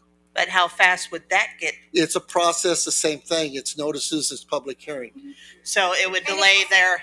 And it's also not definite. It is a It could end up process. getting to the end stage and and then somebody has another issue with it when it's at the final stage. And so when does it stop? But I mean, it is a path forward, but it's not a definite, like you said, it's not a definite path forward. So then based off of that, my other question is, I know, I think outside the box. If we switch them to CG, could we put a caveat on there to where it's like a special CG? No, because you're just switching to land use, and the only way to put caveats or to instill rules on a property like that is a specific use permit. Okay. Yeah, you don't. That's why I'm asking the questions. Yeah. I'm not afraid to ask questions, so. It's a good question. I have a question, Mayor. Yes, sir. Are you finished? Yeah. Okay. So, the other side of that is historic commercial, right? Let's say that school, because 2 schools failed for the history. So it's a probability that's going to happen. I hate that. I'm not saying that. But then even with that historic commercial, that opens us up to what specifically? You literally could be, what you're asking me is, once you make this change, will you be locked into that? Where we end up with the Long John Silvers and the Woods, something. I would have to say, because our land use table has specific things that can go into our CG, and I don't think drive-throughs is one of them. Like, yeah. Yeah, I have a. you know, a five and down. I mean, it could be anything. I mean, so I mean, that's what I'm telling you. But it- Here off yeah. the cuff, I'm not able to tell you this exact. Right. And I just want to state one more thing. But the Catholic Archdiocese has always owned Moist Center. That's never gone away. Just as a divine providence. Right, but Yeah. they, Different group. Right. different group, but they've still Bring the same always owned guy. them. Question. Yes, sir. Well, Brianna was trying to address it, but basically, what is the historic downtown Castroville? Is that it's historic typically- business? Yes. So historic So this business. would be very similar to what's the current historic downtown. Yeah. Well, you look at Moist Center, and that's definitely a commercial field dish. Like you look at it, and it's a commercial building. That is not a residential building. So it already fits within that. And just one additional thing is that this still keeps them within the purview of the Historic Landmark Commission. So anything going on there would have to go through the HLC first to be approved. Just to let y'all know that aspect of it, when it was historic residential, it would still go through that process, but it is going to continue to go through that process. So going back with my thought process here, is it's going to look like it's just if the school, and I don't expect it to fail, if it's worst case scenario, if it were to fail, it would be like the historic downtown. What's across the street from this thing? You're going to have it's commercial. What's on the other side? It's the McDonald's. So this is to affect residences, and the building they're going to build and occupy, you can't turn it into a residential building. It could be turned into an apartment building, but that doesn't fall into the residential building. So Moist Center next door, like you said, you can't turn that into a residential building. So, and this is just that one piece. And that's why, to me, this is just, if it were, it would be like an extension of downtown historic Castroville. Other than that, we don't have to worry about it falling into a eyesore on the city, because it's still going to fall under the HLC. And I would still make the case that I think in the future it would behoove everybody to look into the institutional, maybe finding that institutional district, because you can really tighten things up by creating an institutional district, because then you know exactly what can go there, and it's things like this. And you can rezone the property after, like, Yeah. if that's something that's you're really concerned about, that would probably be the staff advice. Yeah. Is allow the rezone that they're requesting, and then, because it's not going to fail tomorrow, hasn't even been built yet.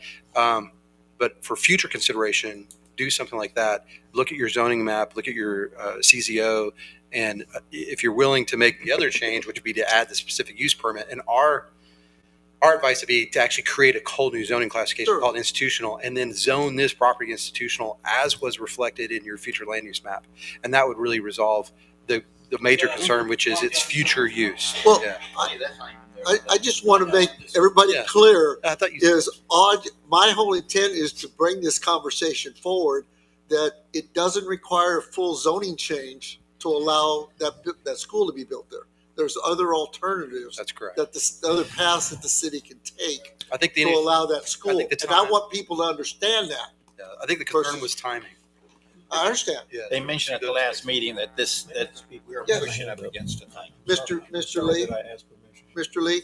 Yeah, Mr. Lee, is it going to stop? Oh, yes, sir.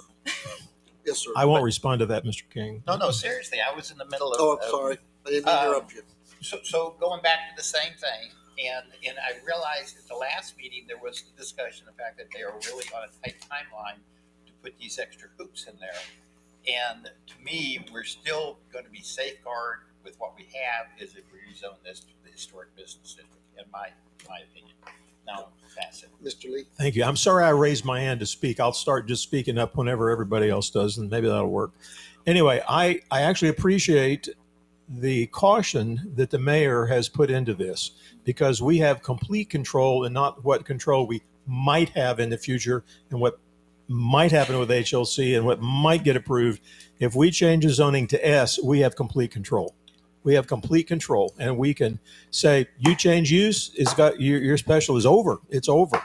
And so I think you're allowed to have a P&Z and joint council public hearing at the same time, correct?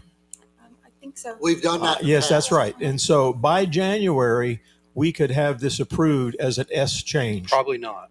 No, because Okay, you still February. have to meet public hearing notifications. I You could understand. you could speed up some aspects of it. You could change the ordinance, as the mayor indicated.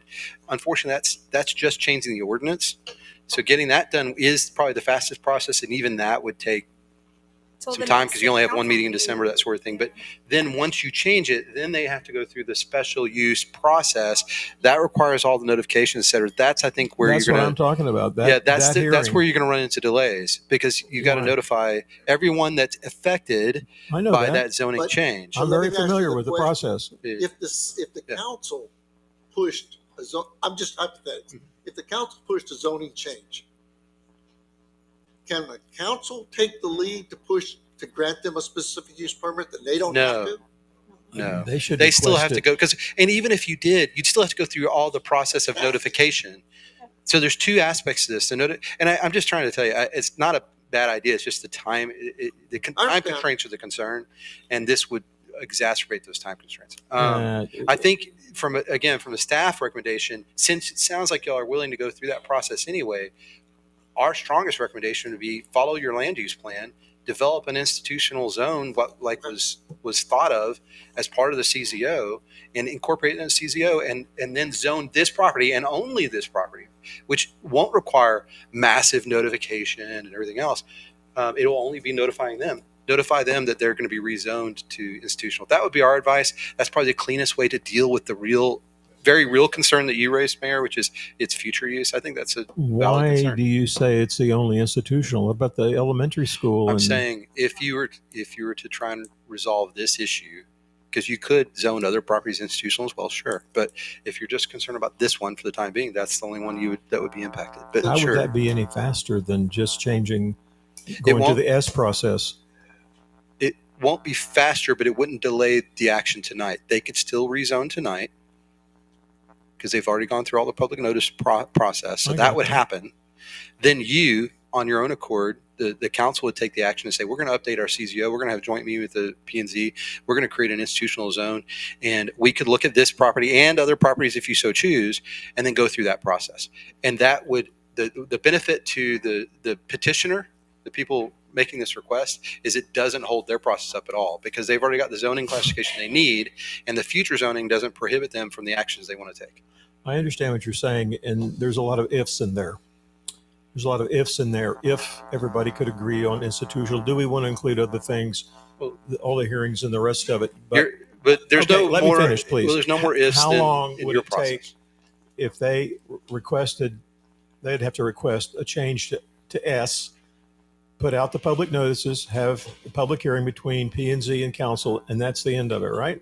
So What first you else? would have to change it. First you have to change the ordinance in your comprehensive zoning ordinance to allow for an S. So that would be at the next December meeting, which what is December 12th, 19th? I don't know. Our meeting, Yeah, 16th, 16th. Public Yeah, hearings to do that. Huh? You have to have public hearings to change it to S. one of each one. exactly. So In the ordinance. and let me see if I put out the notification Well, on Monday. I don't even know if it would meet I do that. not want my staff to try and create. Yes. Right now, your timeline, Bob, it's just that's a very poor way to go about developing policy. Mr. Dixon, all I ask about is how long would it I take? know, and I can't to put this on the spot and ask us to answer that question, but I would tell you conservatively 3 months. Conservatively 3 months. A fundamental question. If it changes the ability to put S on this residential property, it would allow the S to be put on any historic residential property. Correct. This is not, that is a change to a table which applies to the entire code. You're not doing it to one property. So you're making The rezoning of the actual properties, which is what you're doing tonight, only affects this property. Only that property is rezoned, which is why staff would recommend institutional, because you could then rezone only this property or any other properties that fit in the institutional and not affect everybody else. not to put a special inspection on any historic residential property. And I think that accomplishes your goal, really. Yes. A conundrum. Yeah, because the table allows a public school any zone, but it prohibits a private school in a historic residential. But a public school is allowed, so it's The difference And I being, brought this up, although I brought it up as a variance, which I've been told otherwise, at the October P&Z meeting. So this is not new. My questions about this. It's not, and my questions then were, it's still full support of the school, full support, never waver, but it's how the city processes this. So this is not new for me to bring up. A conundrum. So anyway, it's council's decision. Mr. Lee, did you have anything else? I'm not sure. We don't really have a timeline, and nor had we had time to really digest what else might happen if we put an S in, even though all S's have to come for approvals, and you can always turn them down. I like the safeguards. I don't want to hold up the progress on their project. If and I'll ask the people that are making the request, if the change to an S would put you behind 3 months from where you are right now, if approved tonight, would you still be able to complete your project as you desire? Mr. Merz. We would tell you not to answer or speak because you've recused yourself. That's right. And you really can't take your hat off and say I'm a private citizen. Mr. Hogue? Mr. Hogue? The question was, the last 3 months, were you able to have kids and all this? The answer is no. Okay, very good. Thank you. Okay, thank you. So I have a question. Yes. Scott. So Scott, if I understand, just maybe for clarity, if we approve the historic commercial, right? But, right, that's what you're saying. Approve that tonight, that doesn't hold them up. Then we come back behind that and redefine it institutionally. No harm, no foul. We're protected from the longevity. That would address your issue. But again, and I just want to be candid, just like Councilman Lee was saying, there's a lot of ifs in there. It's the same number of ifs would exist if you go the other route, which is to change it and allow for a specific use permit, right? There's no guarantees on either path. This is a policy-making process. The public will be involved, your P&Z will be involved, and who knows what will come out of that mix, right? But that would be our recommendation, to seek that path, because I think it would be clean and it would actually accomplish the vision of the CZO. What do you think? Well, what can you imagine? We tried to change the ordinance across the city to say that we can put special use permits on any historic residential property in this city. Can you imagine the backlash we're going to get on That's why we're advising not to do that. I don't think that I mean, you're talking about it ain't going to happen in 3 months. The easiest way is what Scott's recommending. Let's if approve that's this something you want to here, pursue, again, y'all need to pursue and then it. come back and do the institutional change. Okay, any further discussion? Okay, we have a motion and a second to approve the zoning change. Any further discussion? All in favor? Aye. Any opposition? Hearing none, motion carries. Good luck. Okay. Item B, consider and take action on acceptance of board resignations and applications submitted for open positions on the city boards and commissions. Deborah? Yes, where am I at here? I'm sorry. B? Okay. Yes, sir. We have, one application from Priscilla Garrett to be reappointed on HLC. She is also, you have her resignation in there that she has officially resigned from P&Z to be able to serve on this board. Also, I passed out Melanie, and I'll butcher her last name. Knox. She did submit her resignation. She had told me verbally, and then she sent a resignation in today from the P&Z. That leaves us with 2 openings. I do have an application here. I'm not sure if that person is that wanted to be on the planning and zoning. Mr. Troy Griggs. I'm sorry. I'm totally separate. I'm so sorry. Right. Yes, Ms. Adramathy would like to be on. We have 2 applications for that. We have 2 openings. We have 4 openings, really, on the HLC. And we'll go there first. And if you want, on the P&Z, we have the acceptance of the resignation. And I'll talk a little more about that. Do they actually have to vote to accept a resignation? You can just acknowledge it, and that's why we put it on. Right. I would ask for a motion to appoint Ms. Priscilla Garrett, Ms. Jennifer Anderman to the HLC. So moved. Motion made and second to appoint those. Any discussion? I have, Select the terms, right? well, is this for the full board position? or- Yes. Those are full board positions. For the two full board positions. Those are in, now, I want to ask this for city council, okay? Because we would, those, because they would move till June, but those terms would go to 27, actually is what they were if they would have done now. So I'm asking in that motion that these people be appointed through June of 27, Yes. Yes. okay? That's the motion, that's the second. Any further discussion on those two? Can we hear from Mrs. Andermatt? I don't know if she's here. Yeah, Oh, she's she right is? there. Jennifer, I didn't see her. I'm so sorry. I did not see you, Miss Andermatt. I'm sorry. Jenny Andermatt, 1201 Alamo, and I would be happy to serve if appointed until June 2027, perhaps after that, don't know. I, a long time ago, was on what we called then Historic Review Board with Carol Romano and Janie Brock, and I still kind of even think of that board that way in my head, but I do know it's Historic Landmark Commission now. I live in a historic home. It's not a pioneer home, built in 1882, but it's pretty darn old. I am a member of the Castroville Conservation Society, Vince and I are, and we, he has served, I forget, but not on historic review or landmark. It was either planning and zoning, but I think it may have been Board of Adjustments. I don't even know if that still exists, but happy to serve to the best of my ability and happy to learn from my colleagues and council. Thank you. Thank you. Thank you, ma'am. Okay. Any further discussion? And so just to clarify, this motion is for the two Historic Landmark Commission applicants. That is correct. For the two Historic Landmark Commission applicants for a term ending in June of 2027. Motion made second. Let's vote. All in favor? Aye. Any opposition? Hearing none, motion carries.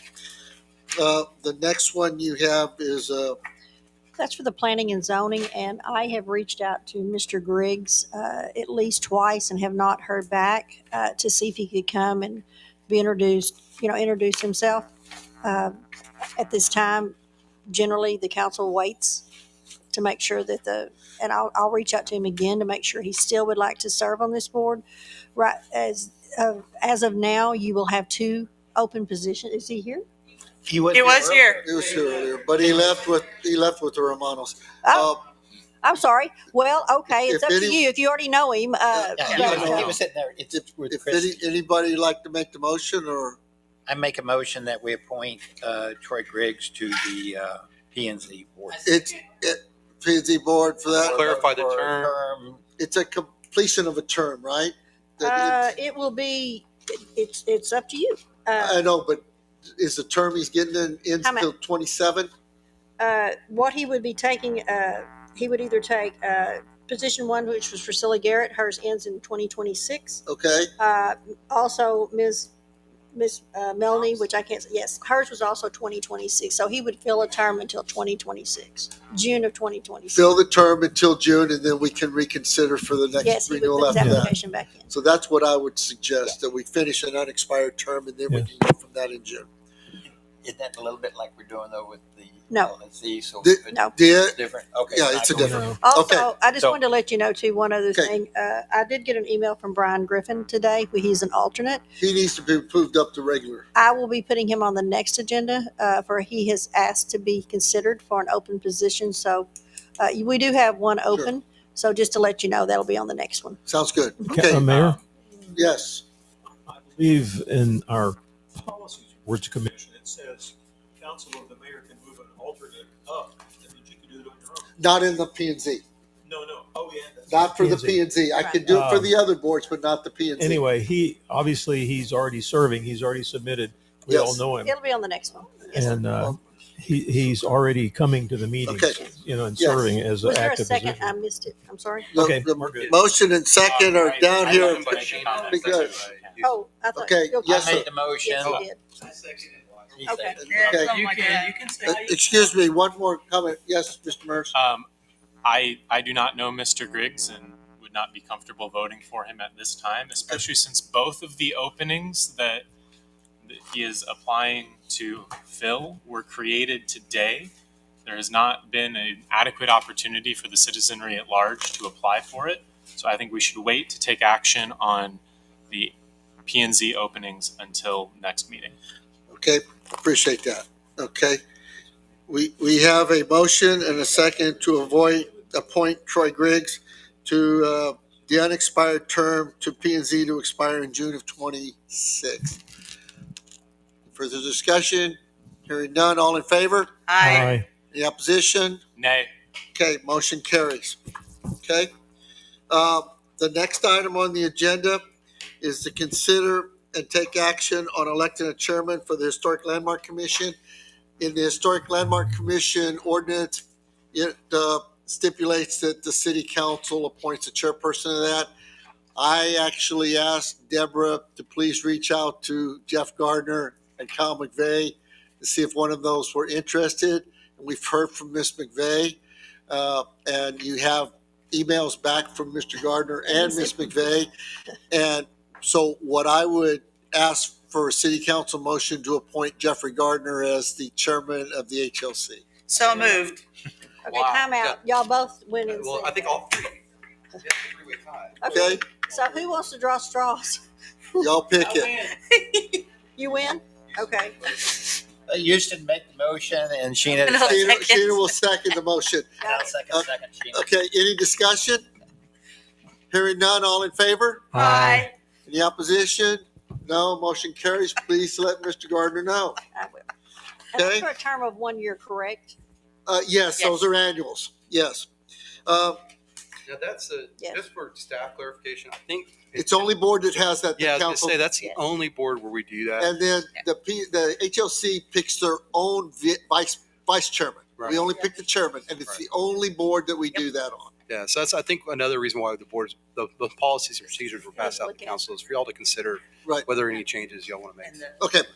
Next item is to consider and take action on the airport agricultural lease renewal. We have Mr. Lehman here. Is he still here? Oh, There he yes. is. Okay. Oh, there it is. Y'all have a copy of the lease. This has gone before the airport board. I believe airport board recommends approval That's Yes, with no changes. with no changes. So I would entertain a motion. So moved. Motion made Second. and second. Okay. Any further discussion? Yes, I have discussion. Yes, sir. I had a number of questions, and I understand timing wise, if we wanted to step in and entertain changes, we should have done that prior to this time. And so I think we're probably somewhat bound at this point in time to comply with that. But I had asked Mr. Dixon about what the comparable rates were right now on dry and wet farmland lease, and we also have that additional 22 to 25 acre feet of brine water available, which we have not leased, and it is available. And in the past, I believe Mr. Lehman has leased water from other people in order to complete his irrigated crop. So we need to take a look at that. I guess I could come back as a separate action if we wanted to make that available. We can, yeah, right. We can discuss that later, or also Yeah. possibly look at converting that water. There is. We there's should try to nothing convert it. It didn't work. It's based Tried already. to. I can make it out. All right. Okay, the lease package, in our agenda package is only the old lease, not the new lease. And we're saying that, we'll do it as it is, but as a council person, I'm going to see the final document before I will approve it, not something that we had last time. Yes, Because sir. I want to be able to read what we're actually agreeing to versus reading something that was, okay? Yes, sir. And also in there, it says on page 6, fence repair. If the fence is damaged, we're responsible to reimburse or subtract from his payment for repair. And I was kind of curious about that. What if the tractor ran into the fence? Or it doesn't give a stipulation about who damaged the fence. It just, as I read it, says that we'll take care of that. But I know he's a good guy. He'll make sure that if he did it, he'll pay for it. But also, too late for this lease, but for any leases in the future, instead of having the administrator do it, extensions, they ought to come to city council. Okay, everything to do, and I think we're seeing that right now, that the council wants to be involved in leases, and they should be involved in lease renewals. And the reason I say that is the average lifespan of a city administrator, and he's already bumping at the upper limit, is 3 to 5 years. Council stakes around longer. They need to be able to see the documents, be they extensions or initial, that come up, so they're completely familiar with what's going on. And a new administrator comes in, he may not have a clue about it. And so administrator needs to be removed from these extensions, and it needs to be done by council. Too late for this one, though.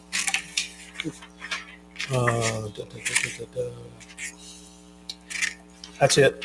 Okay, I just want to clarify a couple of things. One thing really quick.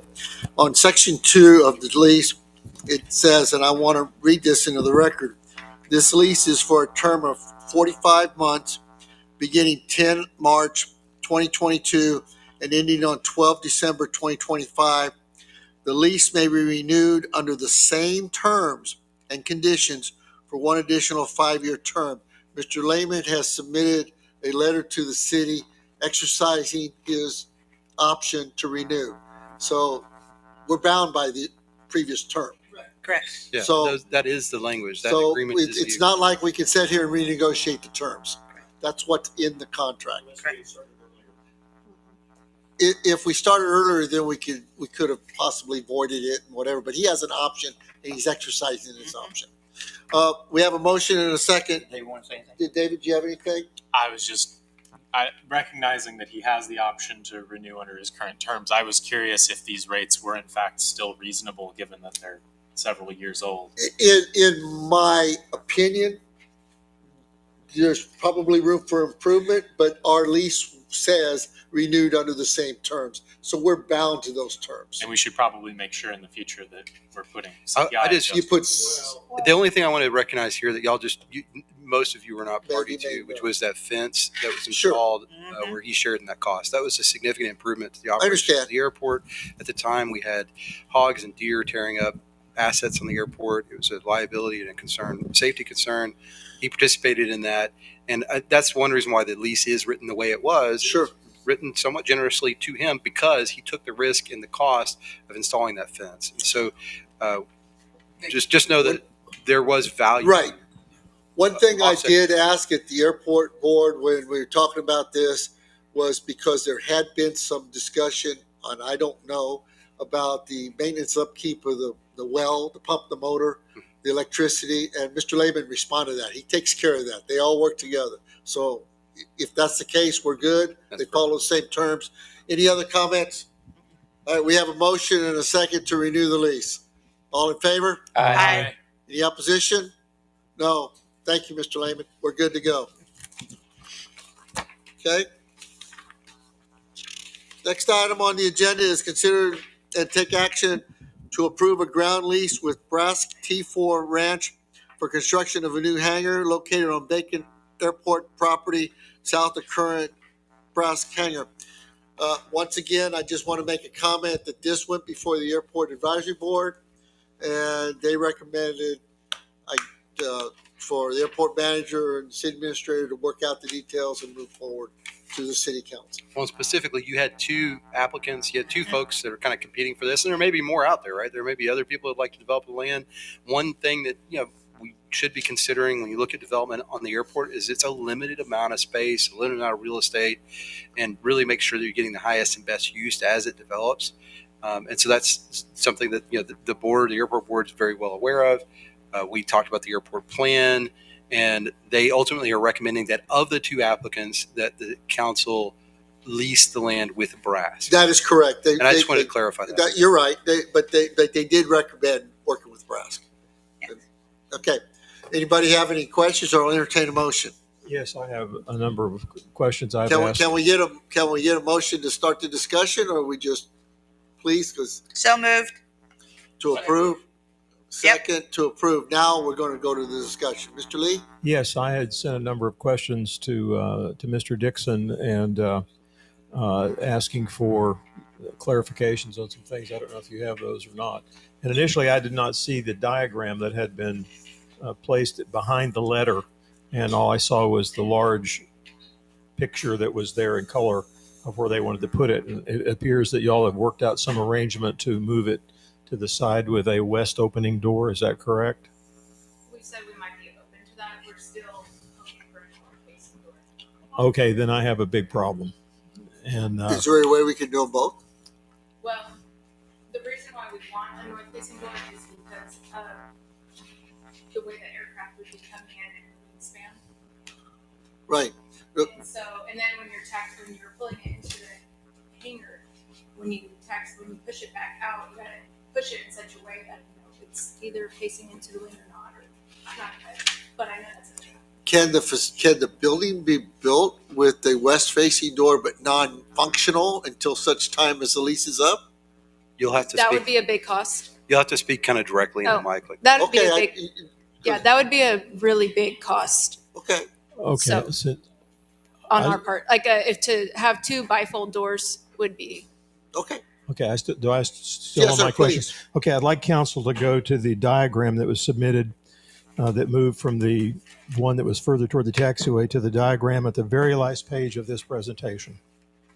Right. And just so y'all know, I'm not saying no to the west facing door, Okay. but it would. Okay. You don't want to make the commitment right. Right. And then if you looked, you do start running into utilities in that road on the diagram there. And if it were to be a west facing door to get our aircraft in there, you would have to move that building almost in line with our current. And so that's a huge cost on asphalt and I'm not saying you have to use a west-facing door. Are we looking at I'm the just same saying picture? for the future Bob, you saying? when the lease is up and So the city takes over. okay. Or And we is also wanted to put, ideally, if it was a north facing door, our offices would be on that west wall. Okay, so this diagram, That's the that's, existing is the skydivers. Okay. no. Oh, on the On this north, one. on the north side, Yeah, right here. that's the skydivers, yes, Okay, sir. as I re-looked at this, I said, well, okay, that's your existing hangar and you're going to put it Oh, here. yeah. You're going to come out to the No. north. Okay, then I have huge problems with that. And the reason is they have an area in front of their hangar commensurate to the size of the inside. And that's generally required in order to take everything out of the hangar and park it on your space. Okay, your space. And I understand why you would like to have a door to the north because you could use your space to put your airplanes on. There is a shared area on that apron. So if you Yeah, read I our lease understand that. and the diagram, we only pay rent on a certain size apron right in front of, on the west side where our door is I currently. understand. The extension of that asphalt from that apron, the imaginary line on that apron to the taxiway is the airport. Yeah, I understand that. And I don't know if the rest of you realize when that hangar was built, they only had to put in the front portion and then the airport put a part of a I believe that was connection TxDOT. to the taxiway. Well, the airport wasn't responsible for Right, doing but that. TxDOT provided the funding for that, I believe. It's still us. And so we had to do match funds. And so for a while, only a piece of that connection was there. And then later we put the whole thing in to go out there.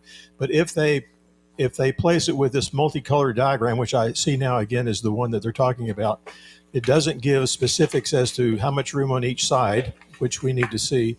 And it also means at the end of their current lease on their current hangar, and I'm all in favor of you guys building there, don't get me wrong, that hangar they're in now becomes ours, okay? And the way they have their desire to put the exit out of the new hangar would be pulling over on their current paved area in front of their current hangar. But when that hangar becomes the city's, let's say that they're not here anymore, we now have a problem because whoever rents the hangar they're currently in is entitled to all that space in the front. But the people on the hangar they want to build now can't get out without pulling onto their space. Do you understand what I'm saying? Until you get a survey out there, I would have to argue that. I know what point you're trying to prove, but this is a simple Google Earth drawing, not a Yeah. finalized survey. Yeah, we And so technically you could push that back and then you could get adequate apron for that north facing door. I would have to see that on paper. I Exact- really would. correct. Because someday, all this becomes ours. And we've got to think about the tenants that follow can they get in and out without encroaching on another tenant's area? Okay, and so that has to be shown to us that that's going to work. Plus, Right, and right now that our apron for our hangar right now is fairly small, I guess. So I guess it's not like, I mean, I don't know what y'all would do at that point, but I don't know if you would try, say another tenant did come in, would you try to lease that whole area from the hangar to the taxiway to somebody? no. So only you could technically redraw lines well, between the two and then still, and they would each have their own space. So I know it can be done. yeah. Just to, This- can you, I have a number of questions, by the way. no, I'm not trying to interrupt you. Just help me now. I got the map. And you're saying you're against a north-facing door, or you're in favor of a north-facing door? As they have presented, I'm against it. She's saying this is just a Google drawing. Well, no, I'm looking at the photo on sheet 88. Of What you should be looking at is what's on the TV. Yes, there. Okay, That right that there. photo, the blue arrow is what they're calling the north-facing door. You So can that's see what they're it's called wishing north-facing, and that's what Councilman Lee is saying he objects to. What he would like to see is that blue arrow shifted 180 degrees to point towards the taxiway. 90 degrees. Oh, there you go. 90. I said 180. 90. 90. They own that space. They would have put that there. When this becomes ours, let's say they're not in it, they move somewhere else. How does this tenant get out without moving on the space that that new winter has? They can't. And that's why I said it would have to be moved back. This is not even an updated imagery on Google Earth. So It's pretty darn close. It's not much bigger. Of course, you're asking for about 110 by 110, 40 feet high, which you have to get FAA approval. That's an extremely tall area. that was a max height. It's not going to happen because the airport can't support that large of aircraft. This area right here is too close to the taxiway. It needs to be further back. We do have another drainage, but no water service there, but north-facing door that pulls onto the area they now control is from here up along the city. This part is theirs back there. That area is not built.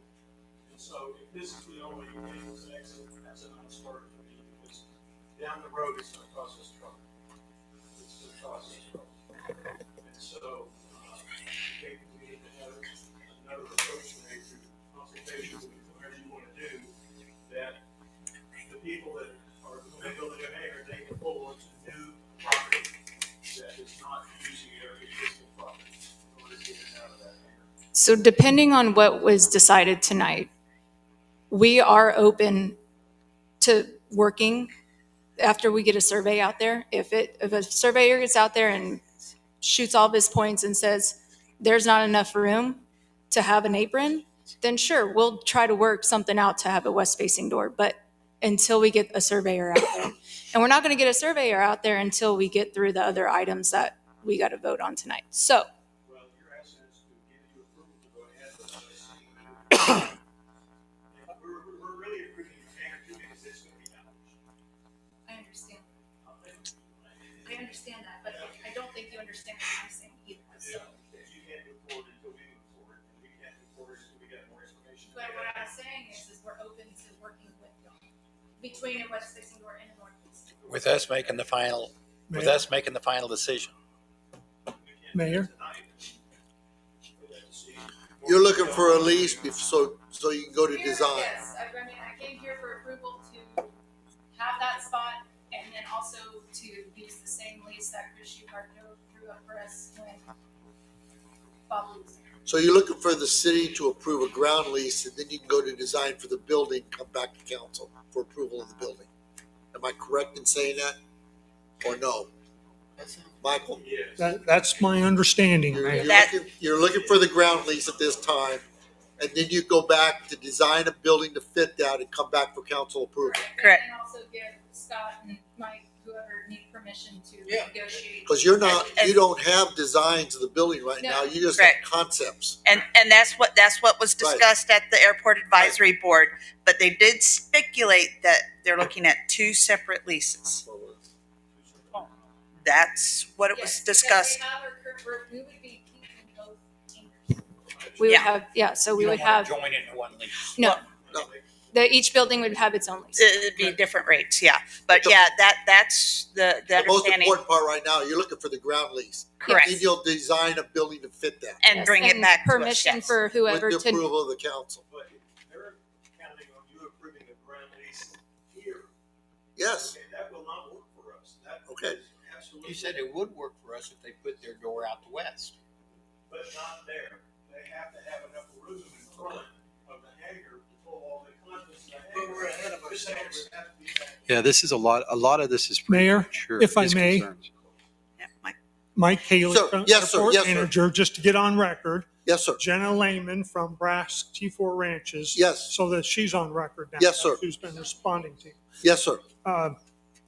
We are asking for a ground lease for that parcel.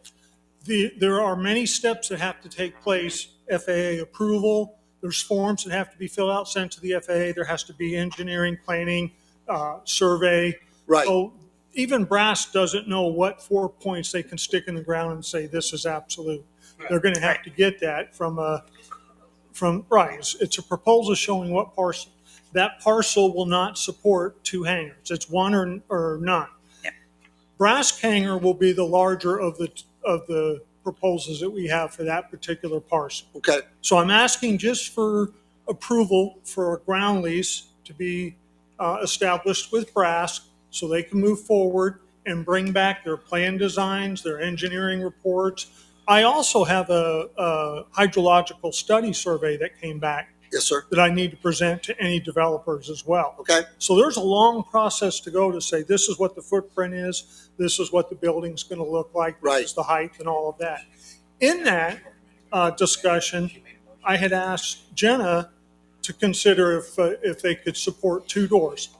One at the time of the build. Yes. And then if the building can be engineered to support a second door. In the future. And maybe that hangar becomes a two-door hangar, or maybe it goes to one, but now it's using a west-facing door. It has the structural capability of doing it. Exactly. It's a challenge because they're talking a big hangar, and it's clear span. You can't have holes in the middle. And the Airport Advisory Board had a lot of these same questions too, but they said the same thing. Until they see it, that they would like to give them the okay to start getting the negotiations, plans and negotiations and everything. And once they have the proposal and everything and the layout, then that's when the board wants to see it again. That way they can say, okay, yeah. I guess, Michael. I have a few Yes. questions, if that's okay. Yes, sir, please. The road on the right side of the image, is that ours? Or is that county? So that could be moved if it needs to. Oh, gosh. Well, there is, I'm sorry, here's the plumbing and electric right here. This is the road. Okay, thank you. Michael. Okay. And then Okay, I'm sorry. a series of questions. Yes, sir, I'm sorry. The area of the outer yellow square is currently indicated in this contract. That's the 19,500.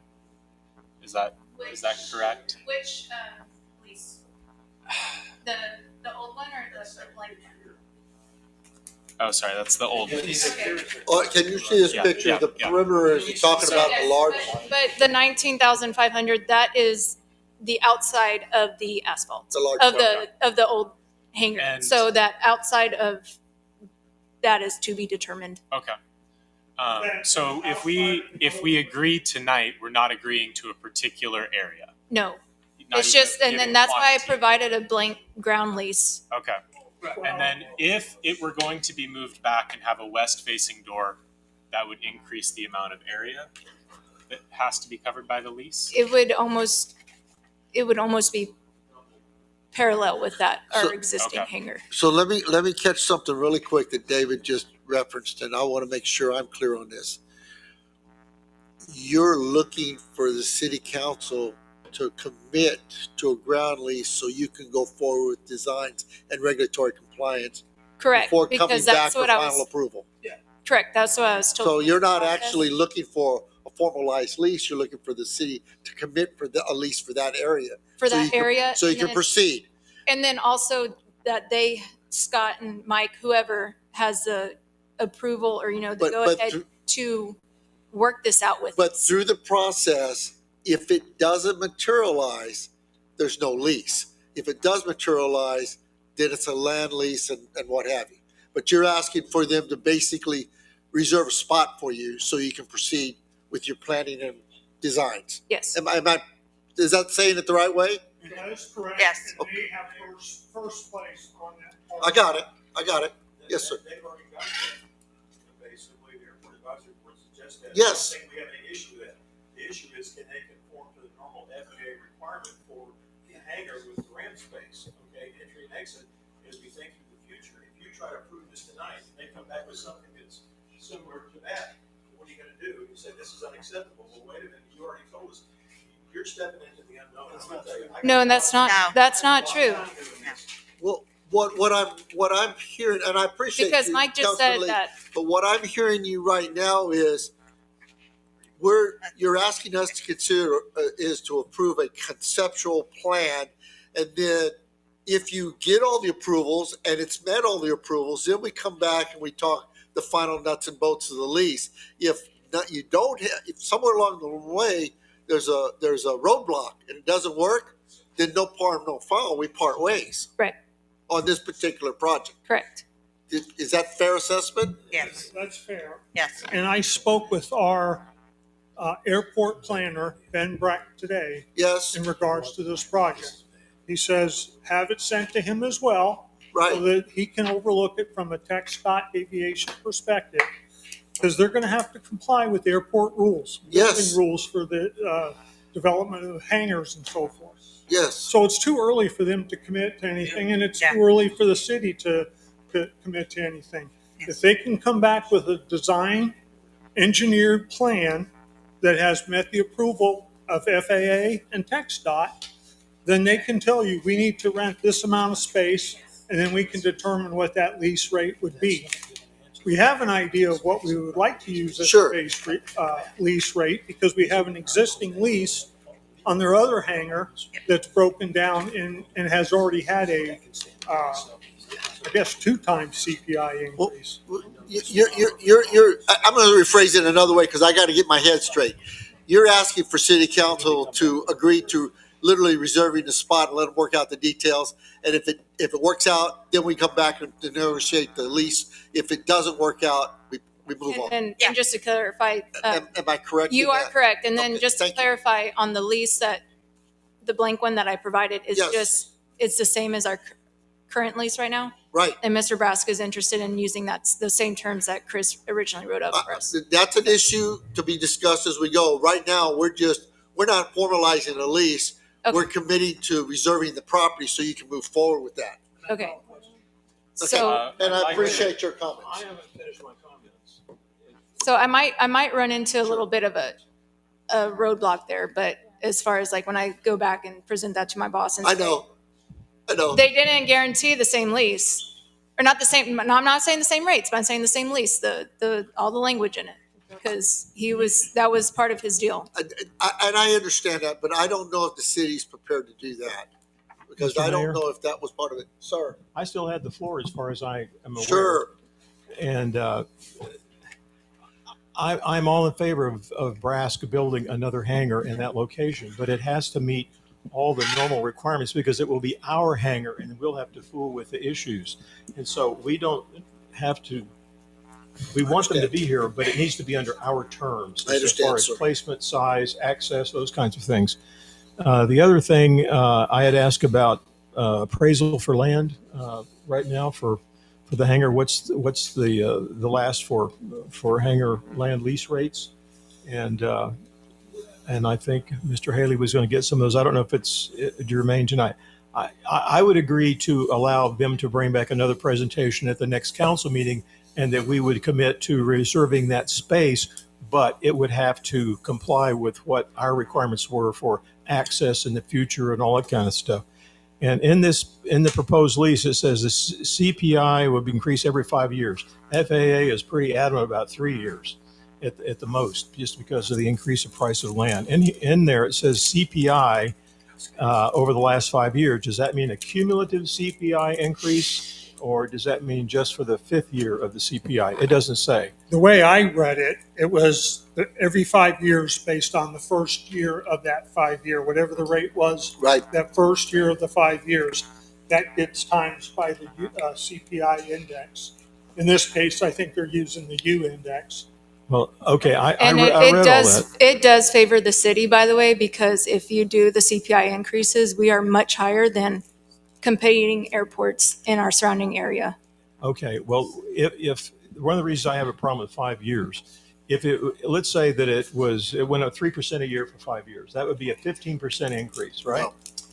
The first 5 years was, I think, a 7.5% increase, and the second 5 years was a almost 16% increase. Well, not according to this lease. Did you run the numbers on the CPI?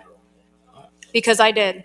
Oh, I'm just reading what was given to council in the package. That's what I was. It's CPI given. increases, and that's where we're Okay. at.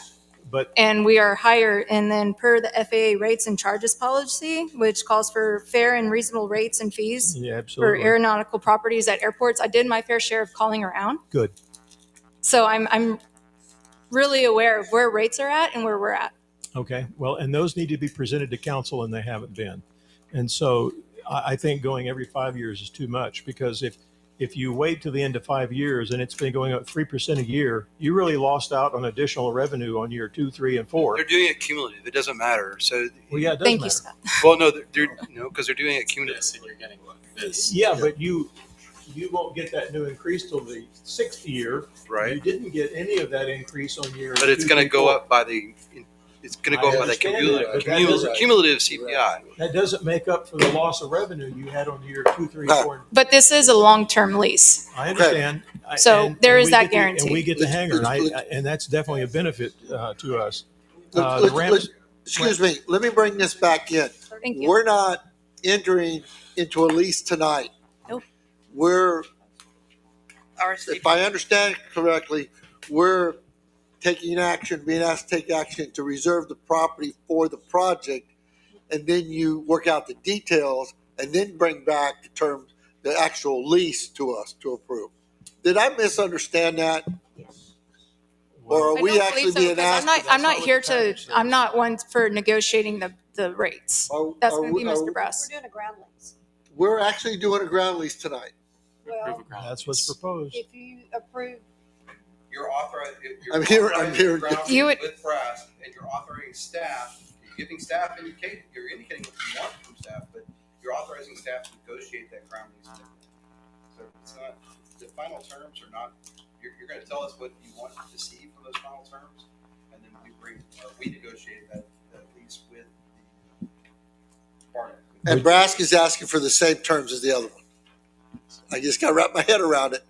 Correct. Not the same terms in terms of the numbers of the original. Right, not the, that's up for negotiation. The Okay. rates, Okay. and the square footages and the rates, All right. but the rest of the lease, yes. But it doesn't say that in the package. So- it It says does. same current terms and conditions. Terms indicate also costs. We just did one with Mr. I Lehman. just sent Same you a terms. blank lease. That's not indicating rates at all. excuse I don't me. have the capability. I have a question for you on this. We're being asked to approve a ground lease. Correct. Okay. If the next phase, I'm going to play hypothetics here. Okay. If for whatever reason, whatever y'all want to do does not meet with FAA requirements or does not meet with something along the road, Which, is there an out clause on the lease, or you just leasing a piece of ground that you can't build on? I think I it's think that- giving us the lead, they're giving us authority to negotiate for a ground lease. Okay? No. That's going to take Once place when the knowns. everything when comes- everything Okay. is known, when FAA says, Mike, Right. you're good to go from the airport build perspective. When I hear from, perhaps Brianna and the permitting process. So, Right. You know, there's a lot of unknowns. I- It could be derailed either side. I don't want to sound like I keep double talking, so now I just want to make sure I understand again Right. correctly. We're not approving a lease. We're authorizing staff to negotiate the lease once they meet the requirements to be able to build there. correct. So basically, we're setting aside the problem. No, that's correct. That's correct. You're correct. Okay. There's blanks in the lease for a reason. Got it. This is, what you're really authorizing is that you're saying you're good with the general terms and location. conditions that have been presented in that lease. Right. And you're giving us, which I think you've done a pretty good job of saying, here's what we're looking for. We want a west facing door. We want to make sure that it meets all the Right. FAA regulations. We want to make sure that the price that we get is a fair and reasonable price, basically best price we can get for the airport. And we want the CPI adjustment not to be every 5 years, but every 3 years. Those are the types of things that we would negotiate with brass. I think those have all been flushed out, so I don't know. I'm just, they absolutely have. Okay, David, yes, sir. I still have comments from my original. Bob still has comments. Yes, sir. I was expecting. Anyway, in here it says it'll be a 30-year lease, which is reasonable at the cost. The FAA does require you to or they only allow you to amortize your hangar investment over a period of time. So if you ask for 50 years, that'd be a non-starter. 20 would be too little because you couldn't amortize your expenses. But it says in here that they have the right to continue at the current terms and so forth for a 10-year extension on the lease. Okay, that would mean that it really would be a 40-year lease. All right, that's another non-starter. I think that's what we've done for all the leases out at the airport, though. Well, I mean, I understand that you have an objection to it, but that's the way the city's I been. wasn't involved in those. The norm, and I would ask Mr. Friesenheim to comment since he's an expert, is that at the end of the amortization period, 30 years, the hangar becomes the city's completely. And at that point, they have the first right of refusal to extend the lease at current fair market value, not at the terms that the original 30-year lease was, because otherwise that makes it a 40-year lease. And so they get first right of refusal to remain in the hangar at current market rates. And anywhere in here that says administrator approves, I would like city council to do it. City council needs to see all negotiated terms and give final approval, not anything done like that to staff. But we need better diagrams. We need plenty of space to come out so it won't interfere with the other one. And do you mind if I ask Mr. Friesenheim for any comments he might have? Because he's extremely familiar with this kind of thing. Nobody said anything. Mr. Friesenheim? You want to give us your thoughts? I think it's a majority of council, actually, to give permission. Yeah, I think It is. Where's the attorney? Ask him. It is a majority of the city council if you allow a member of the public to participate or extending more time. And and that's up to the council. I would entertain a motion to allow comments from the vote. I'm fine with hearing from Mr. Yeah. Friesenheim. Okay, Chuck, no objections. Okay. come on, Chuck, give us your The input. question was, If he If wants he's to. willing. Can I- Portion. No, put- that's up to you, Mr. Friesenheim. You're not required to I'm do going to that, clarify but the there's a question for Mr. Friesenheim. The question by Councilman Lee was, is the norm for these types of leases that the building or structure, the improvement, becomes the property of the airport after 30 years? And Yeah. that then the person who enters the lease is subject to, has first right of refusal on renewal at the then competitive rate? Or, is the practice that we are recommending or that's in this proposed lease common, which is to allow a 30-year initial lease with a 10-year renewal at the same terms? Which is, are they both common, or what's the? I'm more So with Bob Lee, and I think we. The long-term lease is a policy that the FAA came to several decades ago, okay, throughout the country. Typically a 30-year lease. Many tenants strive for a 40-year lease, and there are some instances recently where the FAA has approved something like that. As far as the follow-on lease, it varies, okay? The terms and rates for the follow-on, okay? And that's negotiable. So which is more common, that the improvements become the property of an airport after 30 years? Or Typically, yeah. Yeah, okay. Yeah, that's real common now. That's pretty much the standard throughout the country. And what's your knowledge of the leases out at the airport presently? Of the ones that we have, how many of those are 30-year with a 10-year extension or 30-year? He may know because he's been our advisor. 4 years. I don't know if you do know or not. I wasn't involved with those directly. David Kirkpatrick was with the most recent ones, but to my knowledge, that's typically what they are. They're 30-year leases. Yeah, I think there were 30-year leases with the first option to renew. Option for 2 5-year For someone after extensions. that. Yeah, I can't remember if it's 5 or 10. We've done a couple of them. I just don't remember. The question is, is this from Bob?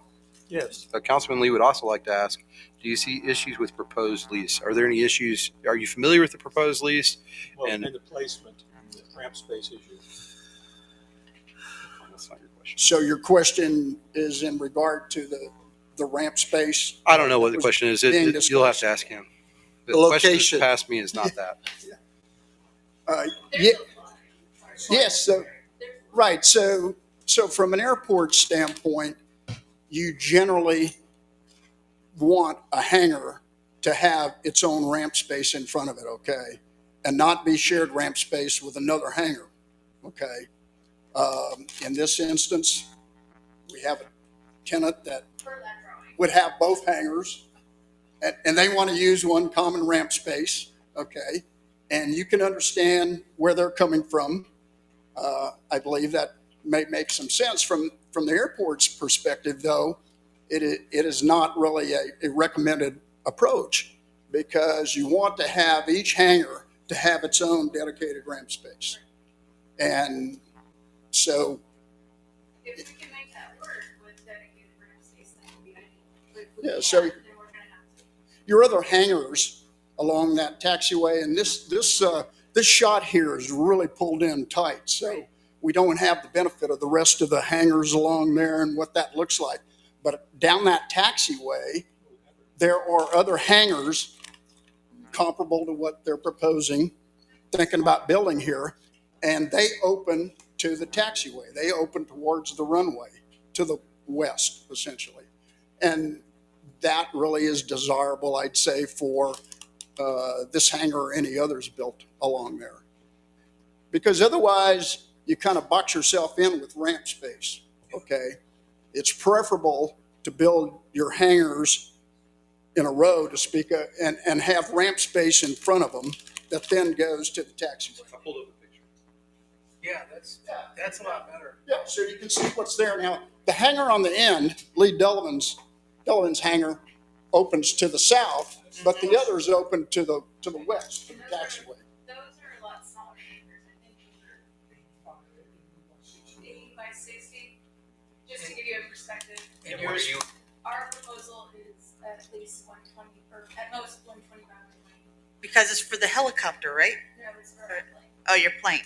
Because I know there was discussion about the, Yes, the four, yeah, it's for, we're going to go from a 2-blade helicopter to a 4-blade, correct, Transient aircraft won't fit in the same one. correct. So we're gonna, the original hangar up there will be our helicopter hangar. The other one will be. For the Right airplane. now, the airplane at home, it has very tight things. Correct. Correct. I remember the discussion. So your other hangar So is you want on to the fix very it? top. Yes. Can you drop it down a little bit? Right. Yeah, right there. So the preferable alignment would be for this hangar to have ramp space in front of it out to the taxiway, similar to the others there. You have more space to build it bigger, as you're proposing, Right. whereas the other hangars, there simply wasn't enough room back behind them. That's why they're the size there. Right. And then you have to go out and mark utilities and stuff. So I mean, there's variables.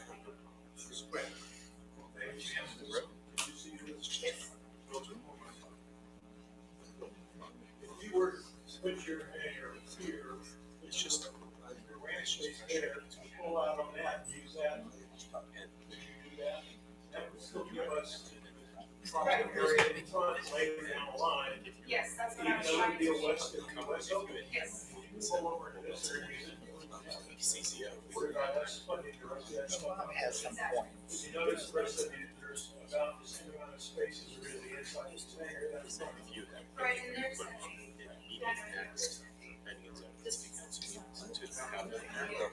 have to get out there.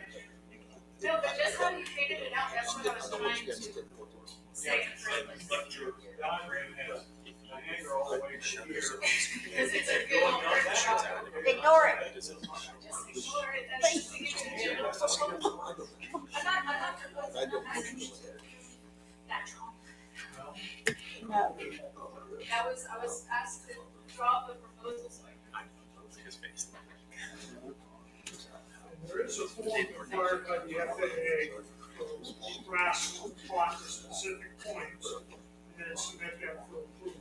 right. Because then we are dealing with elevation for, height restrictions at that point. So Yeah, there's I think, still I'm just trying to move this along. So Please. we're looking for input from staff's looking for input. If there's concerns about the lease, give us some guidelines that you want to see followed within that lease. And I tried to enumerate those earlier. So a 3-year instead of a 5-year on the CPI. The term 30 years, it sounds like, without a 10-year renewal, that it's 30 years is what I'm hearing. A west-facing door, that we need to look at the land layout. Now, that's a separate issue. We're not going to get into the details tonight. It all has to go through FAA anyway. We'll have to look at design. But specific to the lease, the terms of the lease, is there any other changes you want to direct us to make? Yeah, the fuel issue talks about. Them allowing to sell fuel. Yeah, so they're that allowed to furnish their own fuel. Okay. hold on. That they're not given that right. They're not given that right automatically. It would have to go through an approval process. And the only reason that's in there is if there were a break in our supply, that's the reason it's there. But if you want to remove that language, we just remove that language. Well, any aircraft owner at the airport can provide their own fuel. Any of them. Mm-hmm. That is a FAA rule. Okay. But they can't sell it to somebody else. Right. So you want to restrike that. So, well, we don't need to have a long, drawn-out conversation about it. Just tell me you want to strike it. We need to be clear so we don't get surprised. And so in here it says if they decide to sell fuel, then they have to come to the city. But once you allow, I want all you to understand this, once you allow anybody else to sell fuel on the airport, anybody can sell fuel on the airport, and you lost exclusivity. Okay, the FAA. Different things, though. Yeah, we're not. You're saying they have the right to sell fuel, and No. you're saying they can only buy it themselves. No. Please listen. In this lease that we've been given at, it says if they can provide their own fuel, they can have their own truck and get their own fuel. We're allowed to charge them a flowage fee for that. Okay, we can do that. That's perfectly acceptable because they're now buying fuel from us and we provide it. But it says in here, if they want to sell fuel to other people, okay, they can ask the city. And I'm saying you need to strike that out of there. And if it comes up in the future, let them come back. Scott said he would. Yeah. But he shouldn't be putting something in there that you don't know about. Well, I believe. You let them sell fuel. Anybody sell fuel, you lost the right to sell fuel alone. We need to be the sole suppliers of fuel. I believe that, and you may not like this one, but I think so we can get this to move forward. If I believe, I'd like to make the suggestion that the city council authorize the city administrator to work with the airport manager and with the Nebraska folks to, with the discussion of the items already brought up, as Scott mentioned, to negotiate a lease and then bring that lease back to the airport advisory board that can make a recommendation to the city council to approve it or consider approval. That's my recommended. Let's move forward. Don't we already have a motion on the floor? I think so, but I don't know exactly the details, but I would hope that would follow with the details. I'll amend. Yeah, we're waiting on the vote. They have a motion and a second, and so I, who made the motion, would have to agree to the amendment to the motion that Scott suggested. And Sheena would have to agree to it also. Mm-hmm. Well, my recommendation is, again, that the city council authorize the city administrator and the airport manager to work with Brass to negotiate the terms of a lease based on the comments made by the administrator, the details, and to, once they get one, in a final draft form, present it to the airport advisory board for a recommendation to city council for consideration and adoption. Okay. Agreed? I agree with that amendment to my motion. And I'll agree. Okay, And I'll state for the record the things that we already discussed, which is we're going to look at a west-facing door. We're going to look at appropriate ramp space and all other design elements that would need to meet FAA approval, TxDOT approval, et cetera. good. And then Good. we'll strike I'm ready. the sale of the gas. We I'm know the slowing details. down for Deborah. Okay. Can't speak that he's going to agree to all this, but I understand that, but that's part of the negotiation process. okay. And the CPI Okay. every 3 years. All in favor? And a, Aye. Aye. and a third year. Any opposed? Motion carries. Thank you. Work it out. Get us going. All right. Thank you very much. Thank you, Chuck. Item F, discussion and possible action regarding the Garcia Creek, and I call it Garza Creek, drainage improvement project and direction to proceed with the design, build, delivery approach. Councilman King and myself met on site. We went through some things. We had a nice long conversation about how we got to where we are with Public Works and things like that.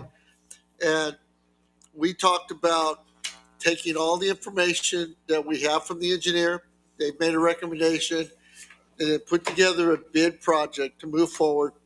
Again, using the crossing, the bridge as a foundation, reestablishing the grade of that drainage ditch back to what originally is, stabilization on the floor, building the sidewalls to the direction of that, and working within the drainage area there, and not having a negative impact downstream of our project. That's our recommendation, and I'd look for a motion to I proceed. make a motion to authorize staff to move forward with the Garcia Creek Drainage Project as presented. I'll second. Motion made and second. Any discussion? Hearing none. All in favor? Aye. Thank you, Councilman King. Thank you, Mayor. Motion carries. All right. I think that now we can move forward on a project. I love it. All right, let's go to, and I got to turn my page. Consider taking appropriate action on improvements to the city council audio video system. Councilman King, Councilman Lee asked for that. Please, sir. I assume everybody read it, and we are all should be completely familiar with the limitations of what we currently have. So I would like council to consider having staff bring us some recommendations for either a projector that can be used and or a very large screen over on the, you can't hear this one, I'm right in front of it, a very large screen on that wall over there so that we can actually read what's presented. We can get up and highlight places like I tried to do on that screen. And that's my goal, because I cannot read half the material that's put on that screen, and a screen like this in front of me, it doesn't work either. With a laser type printer so we can point to things. A laser will not point to those. It won't work. No, I mean, I'm talking over, we have a screen right here. But a flashlight would with a small beam. Okay. So your recommendation is to direct staff to look into this, bring something back to us for consideration. Am I correct? Yes, sir. Entertain a motion. Well, for discussion, Bob Sure. can make a motion. Okay. I'm waiting for nobody to second it. And then I'll second it for I'd discussion. like a motion to authorize staff to bring back recommendation to council for video projection or large screen TV for easy viewing of council presentation material. Motion made, and is there a second? I'll second it for discussion. All right, motion made and second to authorize staff to bring recommendation to council for video projections. Now we're open for discussion. Yeah. Now, one thing is for, like Sheen and I guess, have been on council. You used to put the projector here, Yes. screen there, you had to turn the lights off. Yep. You couldn't read it. This is a lot better, except I realize it's a smaller thing than that. I guess you could get a bigger TV and put that, donate that to me, and I can put it in my sports room. But I guess one thing is just, and TVs aren't that expensive, but if we just got a bigger TV, or else like we're doing, and what we do is, I use my computer here. You look at city council, you look at commissioner's court, each one has an individual computer screen that you look at. But and here in front of us. But I do hear from people that are watching on the screen, on the live stream, they cannot see that.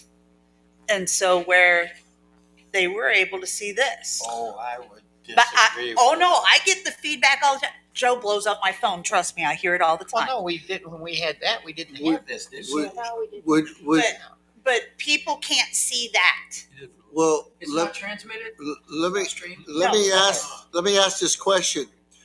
Would you, because this is, we're not doing anything but expending Scott's time right now. Would you, anyone have an objection to at least having Scott look into this and bring us back a report? Sounds good.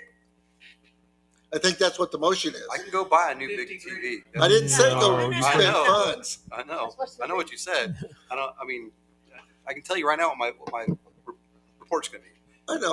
Buy a bigger TV. You're going to pay about $1,000 for additional 10 inches. Got it.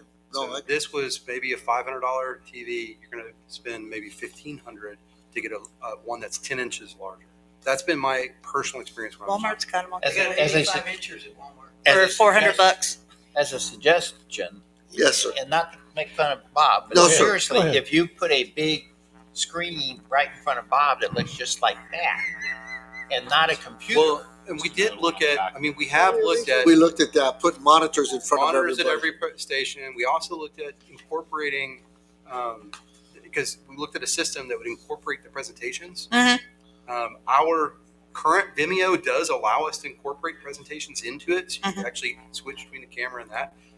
But you need another person. Deborah can't do that and take minutes and Right. be involved in the meeting. And that was So- part of the presentation we did previously, and y'all did not. With the 30,000 Right. big So dollars. I would suggest that we've already made a presentation about video improvements that was denied. Yeah. This one would just be a big. We could get a bigger TV. If you want a bigger TV, I'll go get a bigger TV. I don't.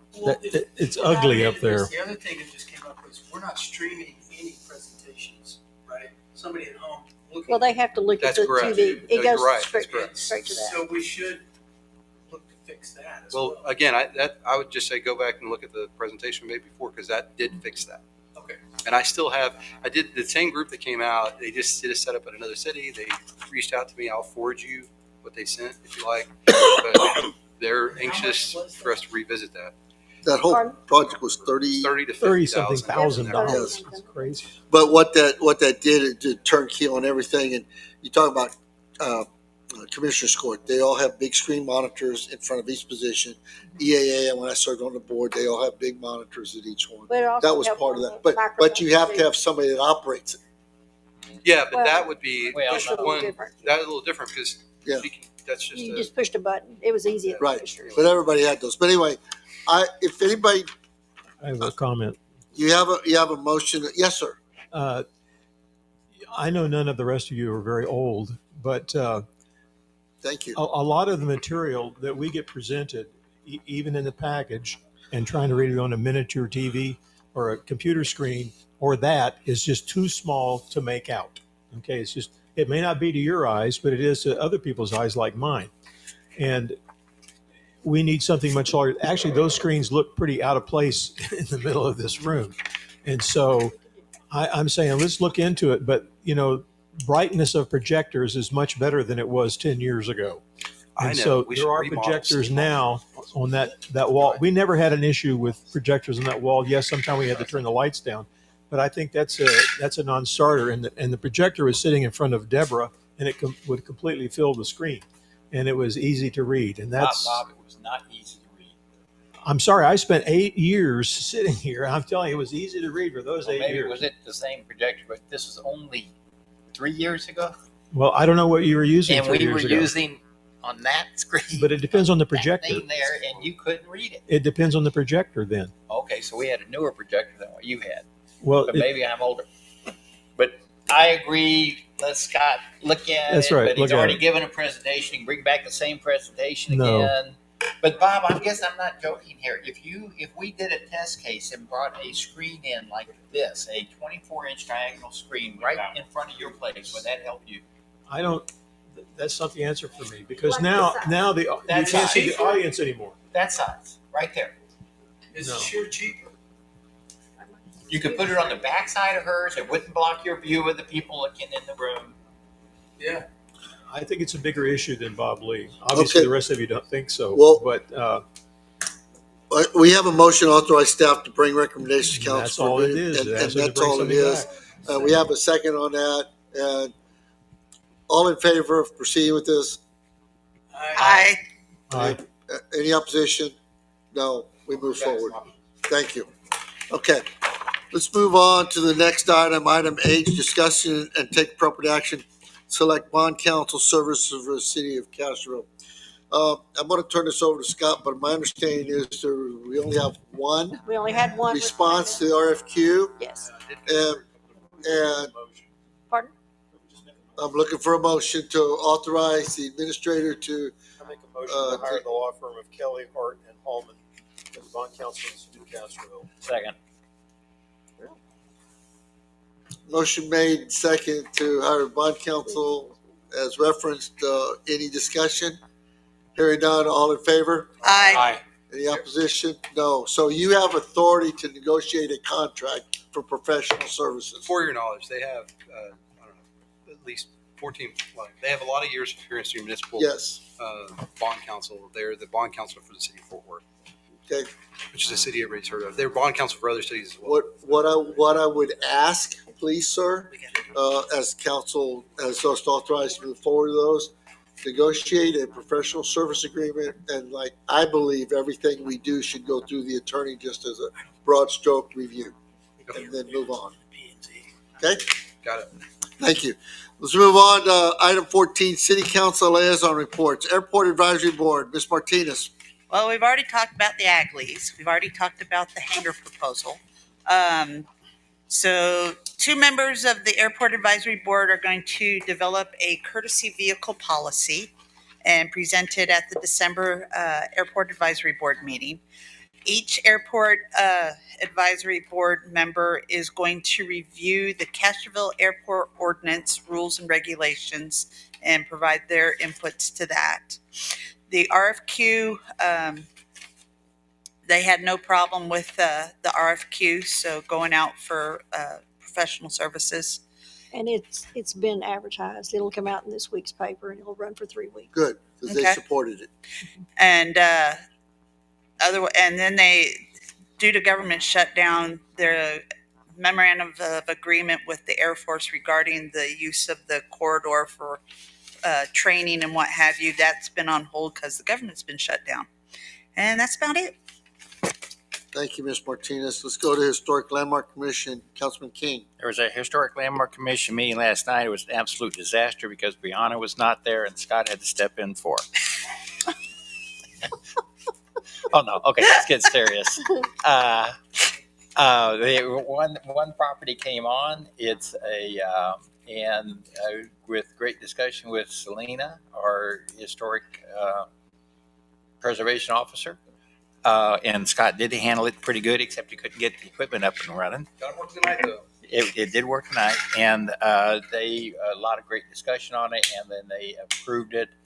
There was also discussion that they would like to.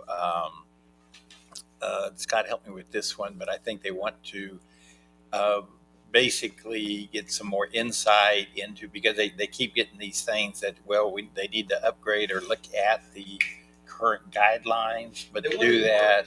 Yeah, I'm sorry. They wanted more direction. I spoke with Jeff briefly after the meeting, just to clarify what he's looking for. But there were 2 things they wanted to look at. One was permitting and how long permitting take when someone pulls a permit to do improvements to their home, remodel, whatnot. How to keep those projects moving, because it seems like some of them take years. They get pull a permit and don't finish forever. So what can staff do about that? And the other was specific to the HLC. The HLC gets people coming to them and they need some direction on how to handle the different types of homes that they have. The vacant properties, the non-contributing properties, so these properties that are within the district but are not contributing, aren't historic in any way, shape, or form, and the historic ones that are historic but they're 70s era or whatever. They're not the old houses. So they want a better understanding of what exactly they're supposed to do with those folks as they come forward. Some of that's laid out, and Councilman King talked about it. Some of that's actually in the design guidelines, but be that as it may, they want better direction on that. And then they also talked about the need to really kind of just put a refresh on the design guidelines. I And I think, think everybody agrees that probably needs to be. I think, and I may be wrong here, so I'm going to have, I'll be corrected if I'm wrong. But I think Mr. Gardner was the mayor when all of that was compiled into the CCO. Yeah, I'm pretty sure. So I believe it was. No offense against anybody else, but I believe it should now fall on him to review it all to see if it's still just as valid today and good Perfect. today as it was then. Perfect. Okay, so that's a mission. I also want to make a comment. I'm not at the Historic Landmark Commission meetings, but I do want to get a comment concerning building permits. And if I'm on left field, I'm fixing to get corrected on that too. But I'll believe it's the code compliance or building inspections reviews go hand in hand with the HLCCA, because the C of A, once the HLC makes a decision, hopefully Brianna's at the meetings when they review those and has already generally met building code requirements with them. So if there's a conflict, she can bring that up with them and we can work through that. Now, you don't want to, there's certain things you can't force because of the historic area, but there's certain things you do. And then I think one of the things that I hear that once a COA is issued, the conditions set forth in that cannot change without coming back before the HLC. And I don't know, I'm not personally involved, but there's been comments that sometimes they do get changed along the way. Yeah, So we just need to try to do a better job in catching those things. Sure. Looking at the past, a lot of that's history. I mean, there's just been times when the enforcement's been inconsistent. There's been staff turnover and some other things that have led to those types of issues. But yeah. And just remember, some items that go and get approved by the HLC, yes, the certificate of appropriateness, they do not get building permits because the structure could be so small. It could be you're going to replace the front door, you're going to replace the windows. None of those would you get a building permit. True. But there needs to be somewhere, but in like Houston and I were talking earlier, there are some where certificate of appropriateness have been issued, and so the people haven't followed what was there. That's my point. And I don't know how, I've thought about that. I mean, I don't know, because Pearl, in the enforcement officer, she really doesn't know. The best thing to do it is if anybody on the HLC board notices this, and all these people own, there's 7 board members, 2 alternates, but if they notice anything like that, they need to get with the code compliance officer and Brianna tied together to say, hey, we said divided light windows and they put pink windows in them, picture windows. And so it needs to be a follow, but it's very difficult for anybody on city staff to follow up on those things, especially since code compliance isn't really tied into the HLC. But that seems, I think the best thing is just for the board members to, or if anybody sees something funny, get back to the HLC board members and say, how in the hell did you approve this? Well, so that's a comment. One of the things I might suggest to help with this, and I don't know, I may get a stare down when I say this, but you can, by rule change or whatever, a COA must be accompanied by a building permit, so at least it's tracked through that, whether it's a fee-based building permit or not. So there's some way to crack that through building code compliance. I agree with you. So building code compliance can track the C of A. That's just a thought. No, I agree with you. I think I appreciate where you're coming from, Phil. And in a community, small community, especially relying on other people, just word of mouth. I mean, sometimes your best enforcement is the lady on the porch, right? Yes. There's memes about that, jokes about that, but from a bureaucratic standpoint, and I'm a bureaucrat. The best solution is actually kind of more like along the lines of what the mayor suggested, which is institutionalizing the process, making sure that when a COA is issued, that there is a process that supports the enforcement of that COA. And that needs to be Exactly. that needs to be institutionalized. And I think what you suggested might be one way to do that, where it's a no-cost permit that creates a record that's now on the city's books, Right. that's tied to the COA, that has the terms and conditions that were approved at the COA, and then puts it in a format that, because Curl gets into, we all use the same system. Yeah, I have think that's a file I think pops that's up really in good. her. It's just a suggestion Yeah, I think it's to really good. consider. Yeah, have a file pop up in her that populates automatically to her thing. That way, she has ready access to it. Well, yeah, We'd work within the constraints of the system. accountability. But yeah, I think that's a. Anything else, sir? Yeah. No. Okay. Thank you, Councilman King. I have a question, Yeah, HLC question. Yes, sir. In the past, and maybe still, they had up to, I believe, 30 days, 31 days to review something coming to HLC for approval. Is that correct?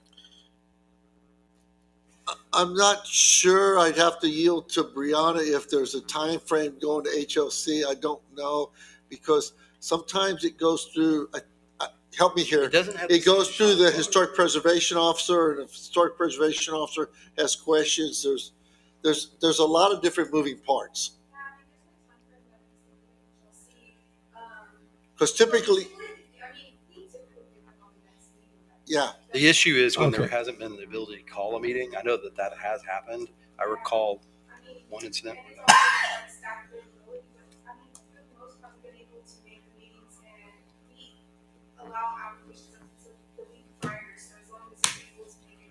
Okay. But there's not a shot clock. I think that's what you're asking about, right? Yeah, there used to be on one of these. Well, they had 30. My point is, people are trying to get a project moving, and you can call an HLC meeting anytime and just have an agenda item to look at that person's thing so they can proceed with their project instead of waiting another month. Another month. Well, the only thing, Bob, is that you have board members, and when you start having several meetings a month on it, you're putting pressure on the board, and they are meeting once a month almost always. I'm fully aware of that, Yeah.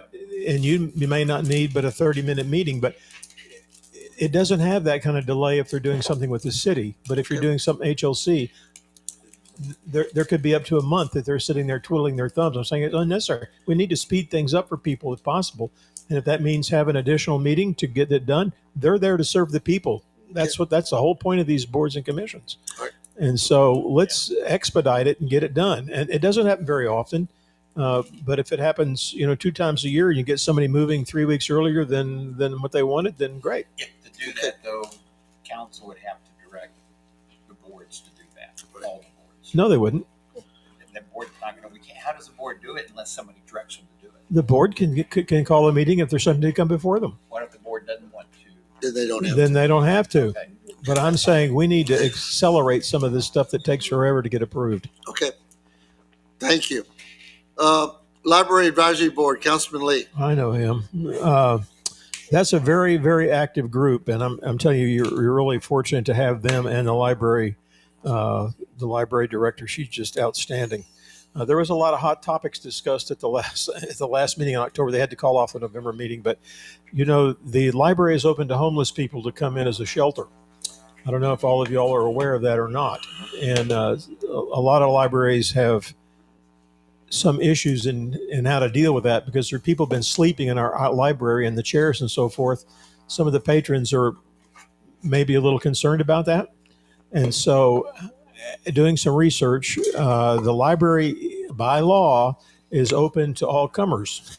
And so you can have some rules about how you handle things that might get out of line with folks that live under the bridge otherwise, or something else. But that topic has come up, and it's being researched and presented. They're still working heavily on a new strategic plan, mission statement, and so forth. They did take a survey of patrons and ask what their 2 biggest desires were. More parking places and more meeting rooms were right at the top of the list. They recently had some activities there, and had like 100 and something kids came.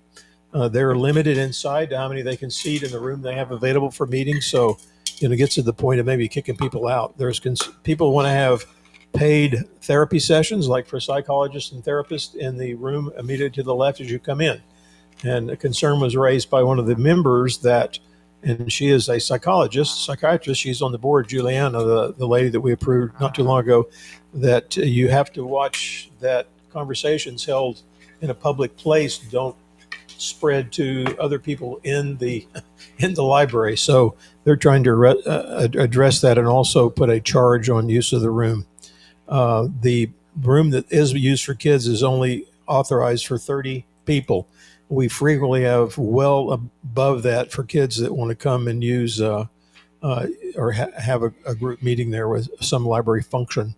They've got new computers. The city has really stepped up and done a lot of work on painting ramp lines for ADA, installing ramps, and working on putting floodlights outside. They have a big problem with illegal dumping. They're trying to find a way to address that problem. A lot of people putting stuff in their dumpster. I ordered them locks, by the way. What's that? I've ordered locks for them. Good. As our dumpsters, sometimes you have to have those. Yep.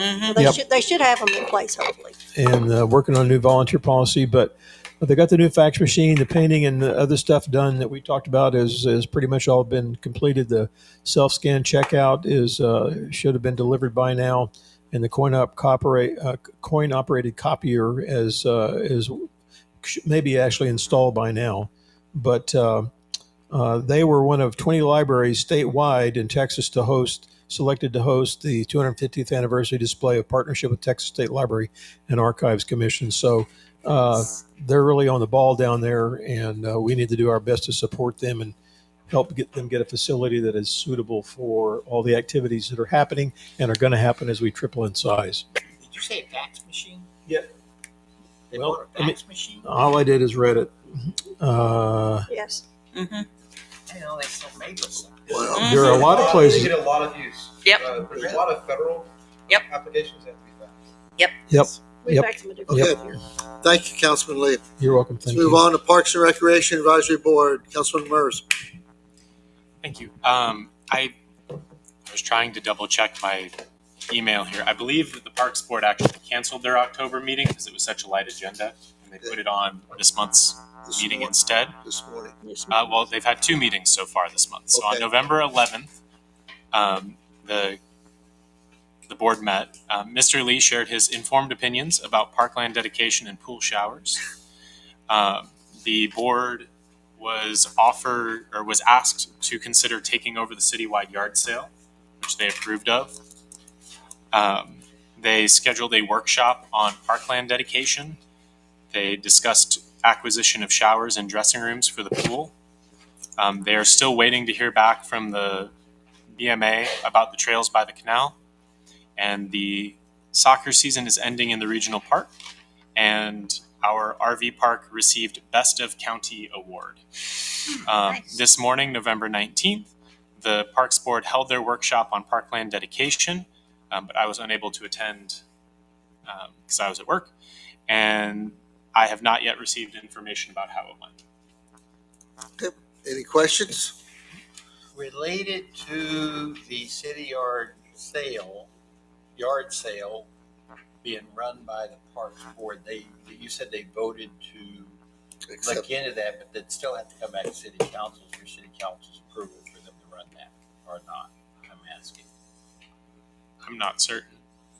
The park board itself is going to run it, or I was That's under what- the understanding it was the city The Parks employees Board from the itself- park. Because I was going to look, I was thinking, The Park Board, would David say it again?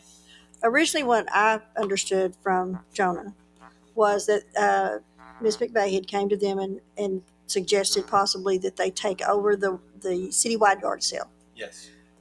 My understanding was it was going to be the city doing it, Well, they had a meeting about it today, so Right. let's find out what to talk about today. but I was going to look into the insurance possibility of that if we was to take that on. So I was not able to attend because I was out of state. I'm going off of their minutes, which were sent to me. And the agenda item was discussion and appropriate action on having the Parks Board head up the citywide yard sale starting in 2026. And that's what Kyle had mentioned that to me. Oh, okay. And I guess That would be may a have city a little council. concern with that because you're talking about a city board taking on a function that normally a 501c3 would take on. So I guess that's where I was asking, would that particular, that would almost have to be, it's unusual for us to do something like that. So with the city council, should they not get involved in that? I agree that's something the city council should be discussing, because our advisory board should not be volunteering to do things on behalf of the city without city council authorization. Yep. So no offense against them, but it's a city council And issue. I shared a list of concerns, and that was one of them. Yeah. It's a Yes. non-starter, using Bob's language. It's a non-starter. There could be a function for them to do Sure. as far as publicity and helping get people started. Right. There's money involved. Right. Okay? We're the ones that sell places out there, and so we. No, we don't. No. No, we don't. No. No, we don't. No. No. It's currently organized by the Friends of the Yeah, that was my whole issue, is that it's a five. Council. But that's We do not. different than the city. That's right. Ms. McVeigh. It's a 501c3. Right. And my recommendation was that she seek another 501c3 like the Friends of the Regional Park that would be willing to do that. And I don't know if they're willing to do it or not. I'm not volunteering them to do it. She would need to find some other 501c3. But having a city appointed board do it, I think is a bad idea. I don't think that's appropriate, and that would be a city because they're an advisory board to the city council. Right. City council is like the mothership. Right. Okay. But it is an event. Now, taking a step back and just looking at this, as like a tourism type thing, it is an event that the city offers. Yes. In other cities I've worked in where we had the resources, the city would take over those events. We'd say, we're going to take over this event. We'll make it happen. We don't have an issue with accepting money. We take payments all the time. So that's not an issue. I don't think overall there's an issue, but it's a city council decision. Right. And I just want you to know that, I would not recommend us taking on the event either. I don't have the bandwidth to do that. Got it. And I think there are other priorities. What else you have, sir? I had finished and then we went back for questions. I'm sorry. So no. Ms. McVeigh. Ms. McVeigh. Yes. No, she's got got she's got two other people that help. For all the spots on the Houston Square she handles collecting all the funds. I knew she got the money to accept it. She has two helpers that help her put it on. Yep. We used to take reservations for spots here. Well, do. it is up here, but they do it all on their own. Right. She has a box. We do. they mark. There is some staff involvement. I'm not trying to, like, we set out the trash cans, but there's things staff does do. I got some 12 support, minutes. like we do for a lot of. I know. Well, I'll just say I think maybe we should just understand their motion as saying they are open to helping. I think Or that's with the a city taking that's some. a good. I think that's a good thing, and then we can go And from that's there. for Scott to get back to Jonah. Yep. Okay, let's go to the Planning and Zoning Commission. Councilman Marchman. We have already gone through these, but I can again. It was the last meeting was October 8th. Okay, so you haven't had a meeting since then. No. Then move on. Okay, let's move on to item 15, which is the city administrator's report. Mr. Nixon, All right. highlights, please. Yeah, just a couple updates. On the drainage projects, we are not quite ready for compaction testing. We'll see if we get some rain, but we're getting that area ready for compaction testing. Then it'll be tested. Then we'll use seed and establish grass. Then we'll go and order the whatever that's called. Okay. That's Armor. The armor. But seed it. Are you going to ask anybody have any questions concerning his report? Councilman Lee? Yeah, I'm going out. You don't have any access to water there. You're gonna get a water. We'll get it. Don't worry. I got It'll it. be on there. You don't need to tell me how to grow grass. We're gonna- There are other things you can tell me how to do, but We're you gonna don't need to do water that. Thank you. All right, We're gonna BML. I honestly don't know, but I trust my staff will get it. BMA trail access. I did get a letter confirming we are on the agenda for December. That happened today, so that's a hot off the presses update. December what? Whatever You know the date? of their meeting, Ninth? December 9th, I think is what it said. 9th? Okay, no problem. Streets maintenance and paving plan. I also got an email this evening saying, hey, we've completed the plan and we've completed our analysis and we're going to send that to you for review. So that's underway. Nothing on the ponds, nothing on the energy dispute. Scott, sorry. Yep. But one question on the street plan. Yep. Who is that from? That's the group that you. The folks we approved for right up here. Good Roads. Doing the Thank you. review.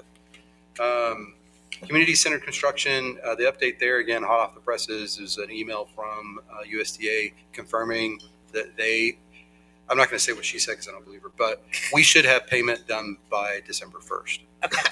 I'm adding 26? what? Of 2025. Okay, I'm sorry. That's payment, Shouldn't have said the past due payments. Okay. But they've had some issues getting their folks back to work. Okay. Lions Park Splash Pad, we had the camera, that was done also since this report was printed. We ran into limited issues with the cameras. What we're seeing is that likely the debris that's in the lines was from when the pad was constructed. And so we are going back to Advanced Aquatics and going to ask them to treat this as a warranty item and to fix it. Okay. Again, that's where that stands. I'll see what kind of pushback we get and what we have to deal And with. you can easily fix it. You saw they basically make about a 5 foot by 5 foot cut right in the middle. Right, and that's what we're gonna ask them to do. Yeah. But we're not gonna pay. They're gonna want to get paid. Go out there and clean out the plumbing. Okay. It's definitely related to construction. The facilitated council workshop. I reached out to the JOWA? TRWA. Did you get some response? I got a lot of responses, and basically I found out the CEO is the one I need to be talking to. Or Laura. Executive Director. Laura's in. I haven't received a response from her yet, but I've been told that if I don't get one by the end of this week, to reach back out and they'll light them up. So I Okay. will hopefully get a name. And we'll, You do know that the city of Castroville is a member of TRWA, so Yeah. you're asking for services, and this just Yeah. work through it. Yeah. Okay. Nothing on TxDOT really. And County Streets Plan, I sent out an email just to, again, ask Sitter and the judge for an update. I have not received a response to that. There's a couple of things I want to mention, but one of the things that came up recently was the Light Up Castroville contest. This is a contest that apparently existed in some form or fashion before I got here, but was discontinued. Wasn't happening. Mayor Schroeder, and I confirmed this with him today, he didn't know that it used to exist. He swears he didn't know that it used to be a thing. He came up with the idea of what we instituted. He came to me and said, I want to do this contest. And then he told me the parameters and how we were going to do it. And I assigned Darren Ham to handle all that, because what it basically consisted of was advertising, creating the posters, creating the marketing materials, notifying everybody, publishing it, and then getting the judges, lining up who's going to go drive around on specific nights and judge the community, and then arranging those judges to then get together, tally their results, and then publish the results, and then get with the people who won, and give them their prizes and all that. All that was being done by Darren Ham as part of that contest. When his position wasn't filled, I really didn't have anybody to give that to. So I reached out to CAEDC and to the chamber to see if maybe they'd be willing to take it on. They declined, said we really can't do it. So I made the executive decision, we aren't doing that. In part because, frankly, we'd only been doing it, in my knowledge, again, my institutional knowledge, we'd only done it for a couple of years, hadn't seen a huge response to it. I just didn't see that it was that important. Apparently, though, there are a couple of things have happened. One, the mayor, unfortunately, was accused of The mayor is being blamed So for I'm falling on the canceling sword. Christmas decoration. Mayor Alexander had nothing to do with that whatsoever. I did it. Accused of canceling Christmas, that would have been worse. Well, it's coming, I'm sure. If the council thinks this is truly important and something you want to instigate, I don't know how we do it at this late date, just being candid, because I haven't told anybody that we're doing it. We would have to establish judges. We'd have to figure out the night that we're going to judge it, because it can't just be council being judges. You'd have to drive around. If each one of you did for your district, fine. But anyway. Let me tell you what we used to do. Originally, it was started out that we did a residential, we did commercial. We had 3 signs. We had a first place, second place, third place for commercial and residential. There were like 3 judges. They drove around on a designated night and they judged them. And we got together, and the reward was that sign in your front yard, just like the garden club used to put yard of the month. Sure, I've seen that in other communities. Yes. Yes. It was way back. So Priscilla Garrett is volunteering to. Well, I believe. Hang on. This isn't on the agenda, so we got to keep our mouths shut. No. No, ma'am. No, but this. But I just want to this go on the iteration record, the mayor Alexander did not end it. And I want to second that. I mean, that was not your decision, and I didn't know it was a big deal. I mean, as far as I was concerned, it didn't exist before Schroeder came up with the idea. Okay. Apparently, it did at one point, and yeah. Councilman Lee, did you want to make a comment? Yeah, I understand all that. I was, as the mayor, I was a judge before, and so the council was involved in the judging process. Otherwise, I assume why would I have been one of them? It was very simple. People had to basically say, we would like to enter the Beautiful House contest, and a lot of people went all out to do a great job, and it looked nice. But it used to be you got as a prize some deduction on your utility bill or something. What we've been doing is a utility bill credit. Oh, okay. Well, just so you know, but started out with just my sign concern is recognition. letting people know that this is happening. If we put it in the utility bill, they won't get it. We mail those on the 10th of December. They won't get it, depending on how they get their mail, for at least 2 or 3 days after that. So now you basically have 1 week to. You have a weekend. You got text messaging. But that's not just that. I mean, if we go through a process where they have to sign up, they got to tell me that they're participating, and then I mean, it's just don't sorry, make them I sign. think Don't it's make too them late. sign up this year. Just tell them to have it. Just tell them to have it. Well, I mean, everybody feels that the feedback that everybody is just a few people. I'm a Grinch, and we have I think it's a too text messaging system to let people know stuff, and we can put it in. But the word will You're not spread, Grinch? and so the community has done this, whether it was recognized by a group or not, for over 30 years. And It just wasn't done consistently. Well, that accounts for a lot of stuff. If y'all want to, hey, all right, Chicken Little on the back. That was if y'all want us to hold it, we'll hold it. I'm just trying to be candid about what the challenges would be. I understand the challenges, but if there's any way possible, I believe we should move forward with it. It's a public relations thing. It's a feel-good thing for our citizens. Sure. I think at one point I didn't do it, but they had judges come from the county because you didn't Outside want of someone. Yeah, and you didn't tell who they were. Again, we're going to do this Very- quick and dirty but we'll make something happen. Can we do a text message like we use for street closings? We're good. Potentially, yeah. All right. Thank you. So, hearing no objections, I did have a couple other things. Yes, sir. If you don't mind. Indulge me for 1 second. We received, anytime we get kudos that are really kind of above and beyond, and we get these for our police officers from time to time. I've gotten them from various departments, certainly our water department and others, where people just feel, they feel the need to go out of their way to tell us about something that went well. So I received such an email. This was from Chris Hyatt. He wanted to recognize Pete Nordstrom specifically, but really our entire airport team. He said, thank you for taking the time out of your busy schedule to read a few words of appreciation I'd like to share about Pete Nordstrom. By way of introduction, I'm more than just the guy who survived a fiery plane crash back in April of 2024. I'm also a retired Army veteran of 26 years and someone who has spent most of his life around airplanes and small town airports.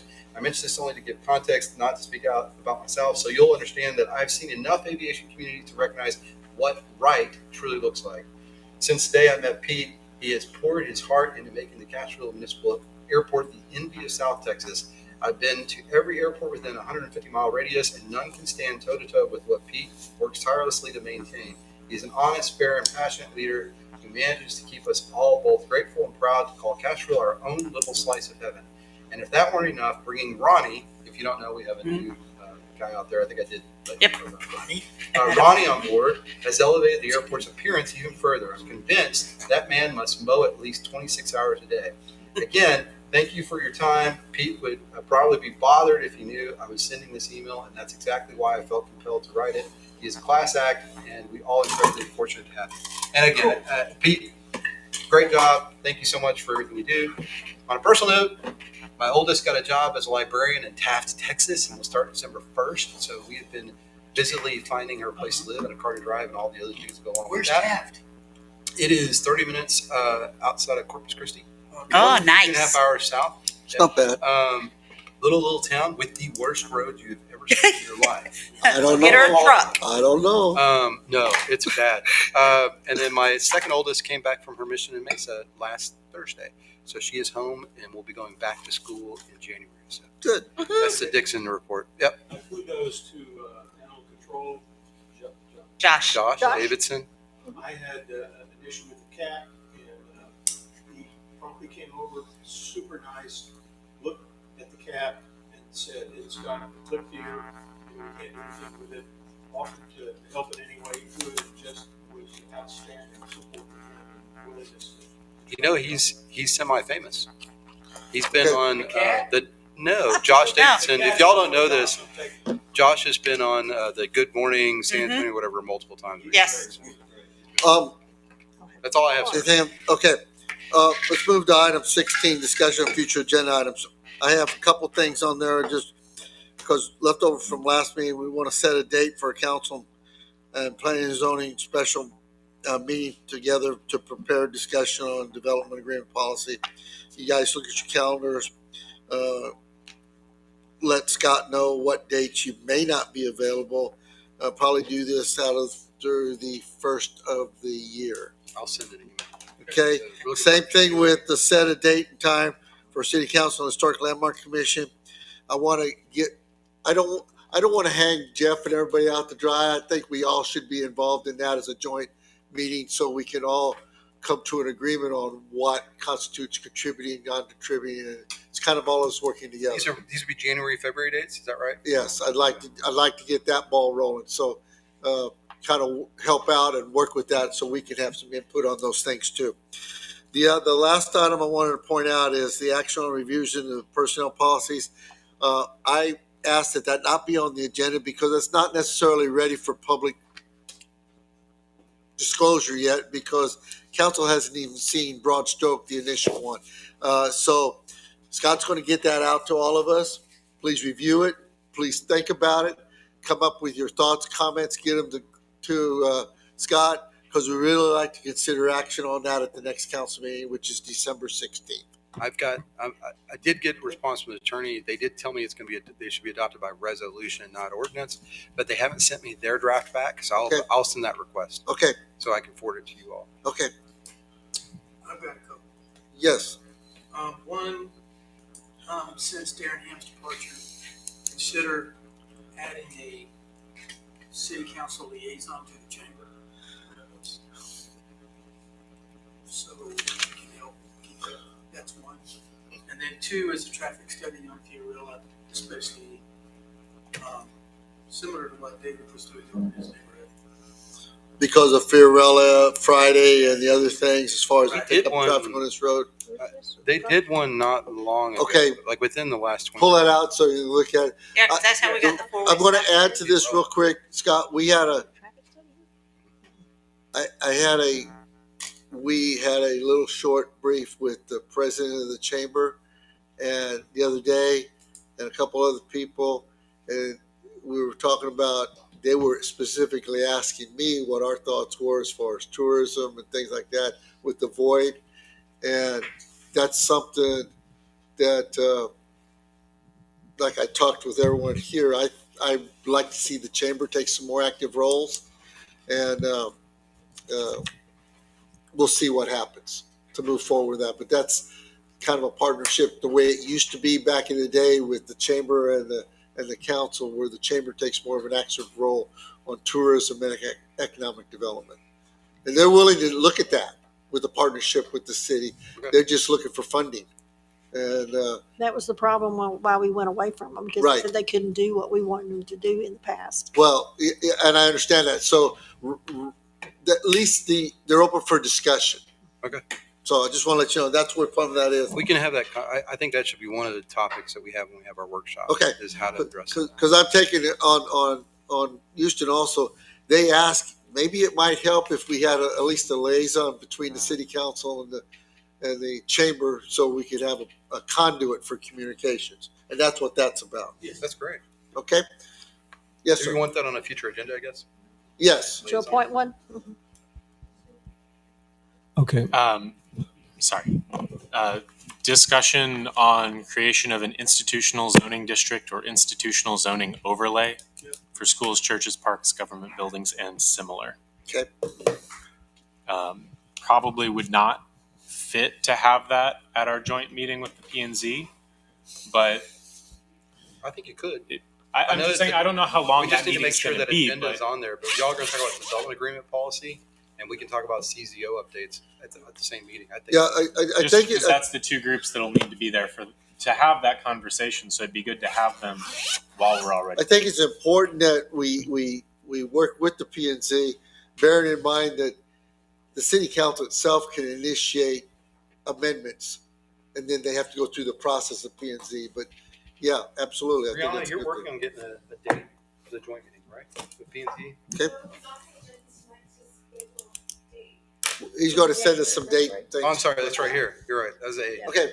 Yes, sir. Anything else? Okay. Mr. Lee. Sometime in the not too distant future, we need to discuss the procedures and guidelines for advisory boards, which, according to this document, also involves planning and zoning and so forth. Yes, sir. And so some of this stuff is okay, some of it is way out of date, but it still applies, other than whether an ordinance has replaced it or not. But one of the things in here says a chairman can only serve 2 consecutive terms, and then somebody else gets a turn. We've had places where the chairman's been on there for 5 terms, but we have a lot of stuff in this document that we need to look at and update. I don't want it for the next meeting, but maybe like what he's talking about, first part of the year, we can have a discussion on the contents and come with suggestions. It's not appropriate to send it to the boards and commissions because it's all of them, and it really should be us. It's not really down to the nitty gritty of how they operate. It's about who can do what, membership, alternates. But we have a number of ordinances out there now that supplement and or override this. I would recommend an attorney review before kind of anything else. Yeah. Kind of look at that. Because there's some law changes. Look over that. Yeah, because when I referenced that earlier, you said that was no longer in existence. Well, there's just like with everything else we have, there's so many things we have that are outdated. They need to make sure they're legally valid. No. Did you have anything else, sir? No, that's fine. No? Councilman King? Okay. I do have one more thing, and I just wanted to bring this up to you, Scott. I don't know if it's an agenda item, but has your staff done CPR and first aid training? We have, but we could do it again. Yeah. There you go. We did it 2 years ago. Okay, I don't know if you have somebody do it, but person will come on site and do that for you. They did the schools here. They just did our utility, and I said I would give the information to y'all if y'all are looking for anybody. Yeah, I think the ESD also does. Okay, I didn't know Okay, so in regards to that, because I think it's important. where are the AEDs located? Right there in the hallway. Yeah. At all of our buildings? Yes, here, Public Works. I know the library has one. Yeah. And, Okay. Steinbach Just probably. something I don't think the there. Steinbach. Just want to make sure. I didn't want to. Right. Airport has one. I didn't want to drag out. I just wanted to ask about that because that's imperative, and They're all managed by Centon. it's training that everybody should have, and hopefully you never have to use. and we have, Thank of course, there's signs on our doors Mhm. and our hallways that show Okay. it's here. Sir, The issue is brought up in citizen comment about drainage issues onto the property adjacent to the Steinbach house. yes. And I heard obviously heard what it said, and I know drainage issues were looked at in the Steinbach house. I don't know if we ought to discuss that ourselves, or if you want staff to take a look at it, or what. But I've never heard that complaint before until tonight, after 25 years.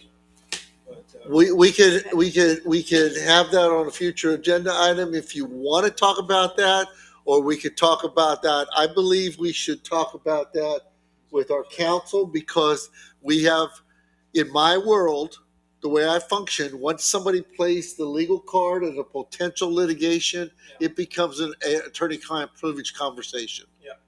Yeah. So we may want to have that conversation so everybody gets up to speed on what is there and what, if any, potential liability the city may have. So that's an executive session item at the next meeting because we need to get people briefed. On the next meeting, just a reminder, I mean, we're still targeting that for CIP discussion. There's going to be elements that just won't be. Okay. We won't have the police station. There's some things that we won't have that but we'll do our best. Well, the next meeting is December 16th, and there will be an executive session at 5 p.m. Right. If nothing else for that. Okay? And you and I will work on the CIP stuff. Yeah. Do you realize there's 3 people up here that only have 10 regular council meetings left?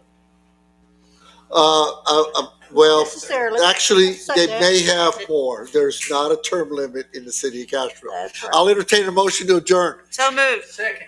Motion made, second. All in favor? Aye. The meeting is adjourned at 9:08 p.m. Nay.